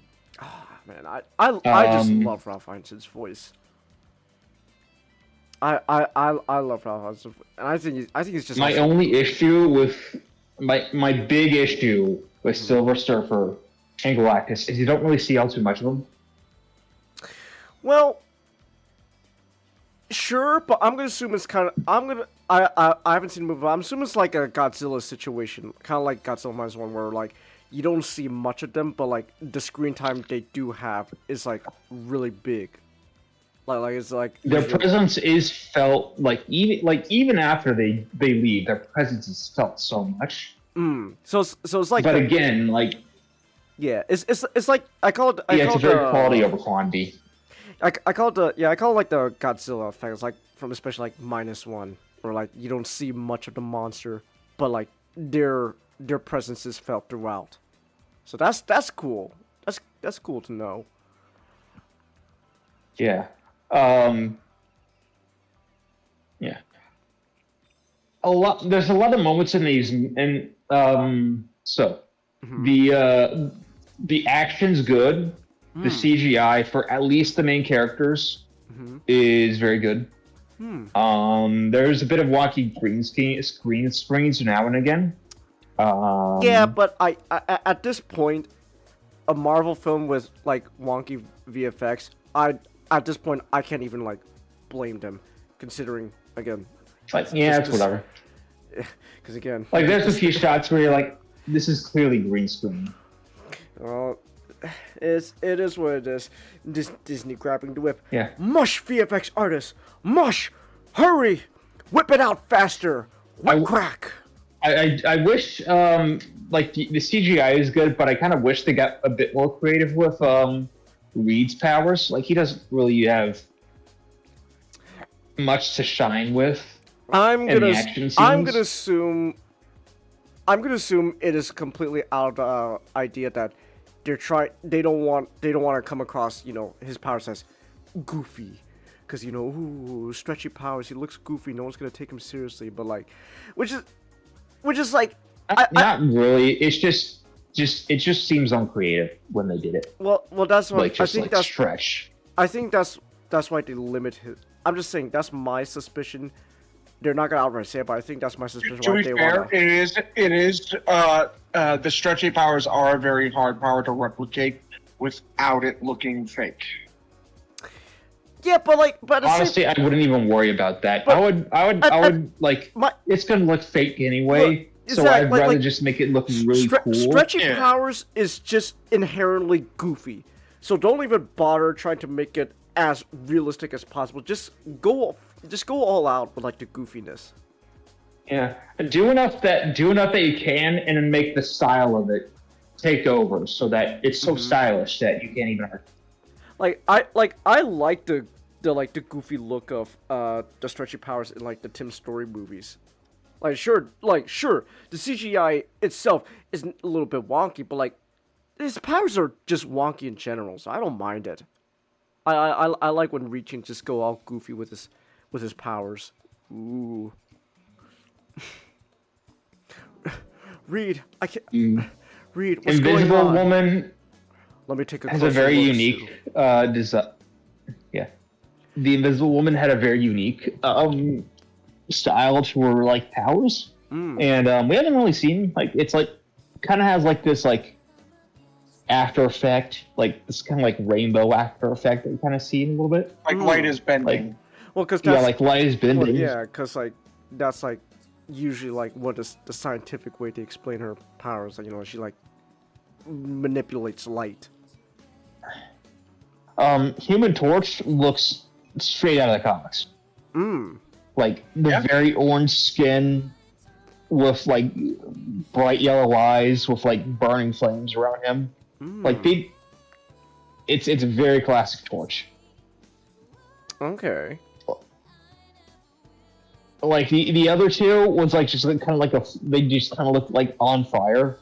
But this one is just like he doesn't just look on fire. He looks like the Human Torch with that design.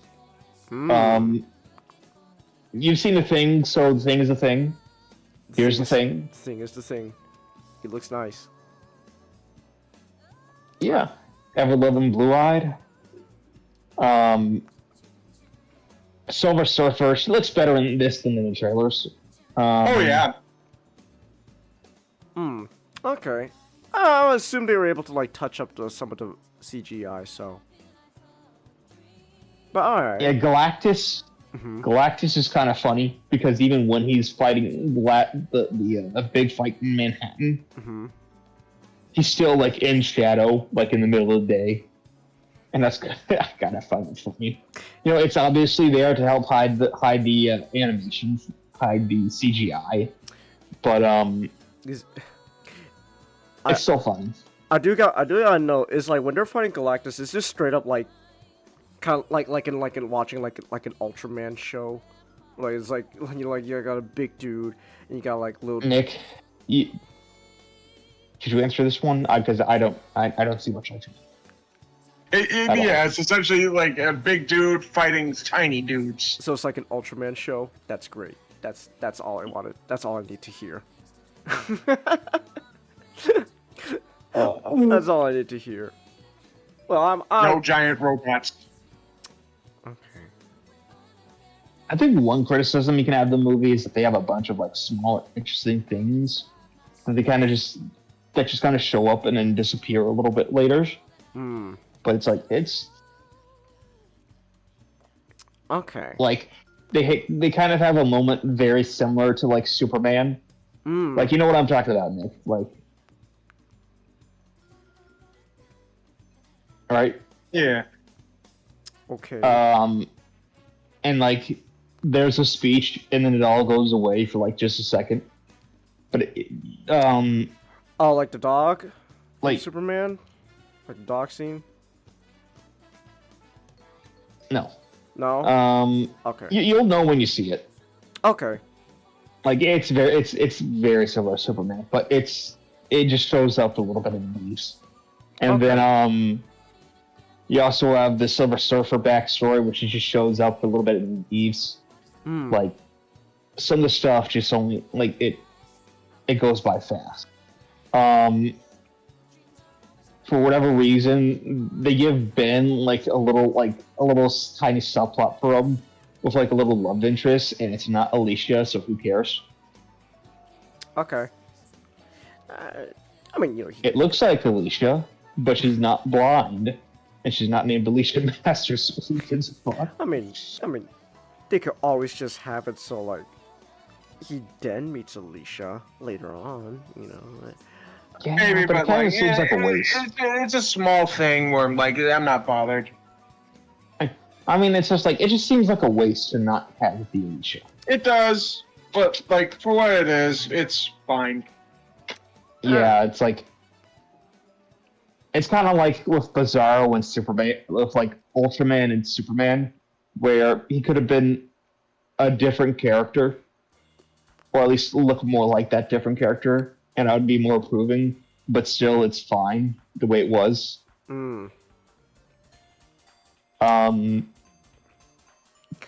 Alright. Let's see here. The design of the movie is great, like that sort of retro futures, like 50s, like 40s, 50s, 60s look. Great. Yeah. Oh, let's go, Nick. Cody's gonna You had the fucking. All right, this is not a big spoiler because he shows up in like the first 5 minutes. Okay. But Mole Man shows up. Mole Man. Alright. John Malkovich was supposed to show up as the Red Ghost, but he was cut. Okay. Okay then. And I like how they do clearly establish that they are again 4 years in. They have tons of supervillains they fought. Yeah. And they name drop a lot of them. Alright. You know, they seem like a bit more, but they seem more mature than like the ones from the previous movies because they are a decent bit older. Okay. And Franklin's good. You know, it's a CGI baby, and there's only so much you can do with that.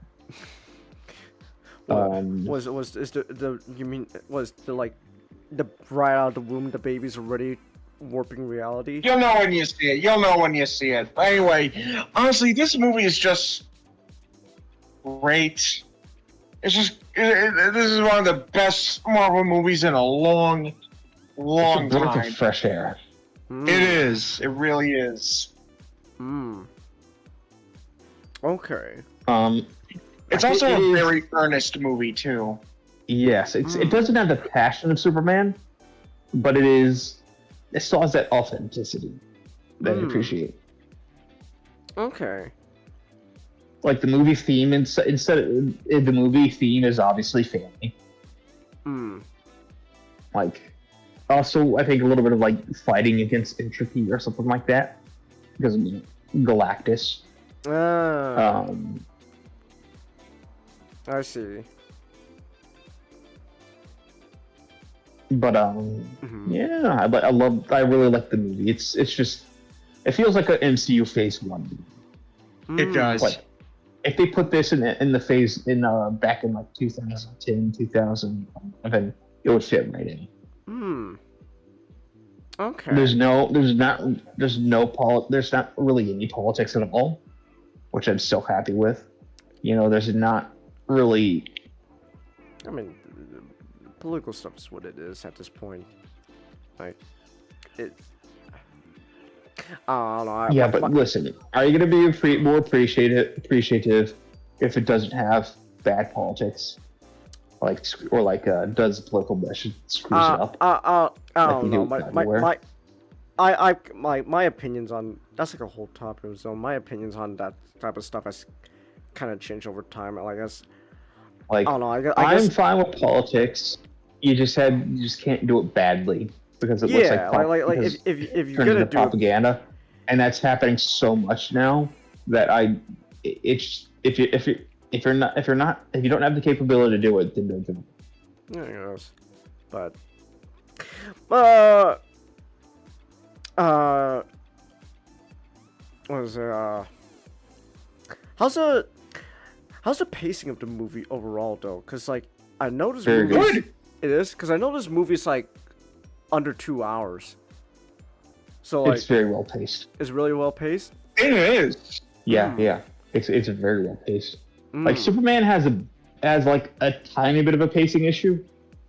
Like it's a bit fast, Mm. but this one is just like just right. Okay. Interesting. All right then. Alright. So, would you say then? I think Nick, you told me, but like, well, Mashnik, would you say overall you think this is better than Superman? Yes. Okay then. Now, I legit. This it sounds a little bit silly, but legit question: are you guys saying this as it's a better superhero movie than Superman, or just in general a better movie? In general, Yeah. better movie. Okay then. All right. I also feel like I also appreciate how unashamedly a comic book movie it is. Like they are. Yeah. It's just the Fantastic Four stuff rather than Superman, where it's general DC. But it's not afraid to show like a lot of the comic booky elements, Well, I feel like that's just something that's just which we kind of been more embraced in general recently.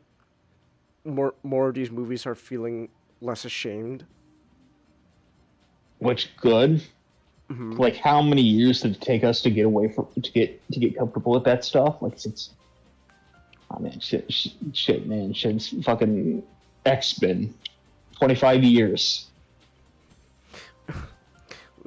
Don't you know the yellow costumes look gay, but I can't say the actual word Bryan Singer said. Ooh. All right. So this is obviously a high recommend from both of you. Would you? Yes. Would you say? Yes. What do you like? What would you guys like rate this movie? Full price. Full price. 4 out Okay. of 5. What was that? Well, 4 out of 5. 4 out of 5. All right. I see what you did there. All right. But like I agree with Nick. You should you should watch it in theaters, or if you have like a sort of like good enough like home setup, watch it there. Like you should watch it like on like a format based screen. It's worth it. It's worth it. And I don't say that much because I don't like movie theaters. I know you don't. Okay. All right then. Well, in that case then, I will be sure to check out the Fantastic Four when I can. So yeah. All right. So, I guess with that all being said, that's pretty much a wrap on things. Oh my gosh, it's already almost 11. My time. And a lot of topics to fucking do, man. Yeah, that's true. That's true. But hey, Fantastic Four. Pretty. You know the word. So. So yeah. All right. Gotta say, man, this whole thing, it's pretty fantastic. Say that again. Say that again. It's fantastic. Guys, I know what to call the stream. All right, you wait. Actually, I got a great idea to end the stream now. Okay, guys. I got a great idea to end the stream. I know what to call this. Okay, you guys ready? Ready? Yeah. All right.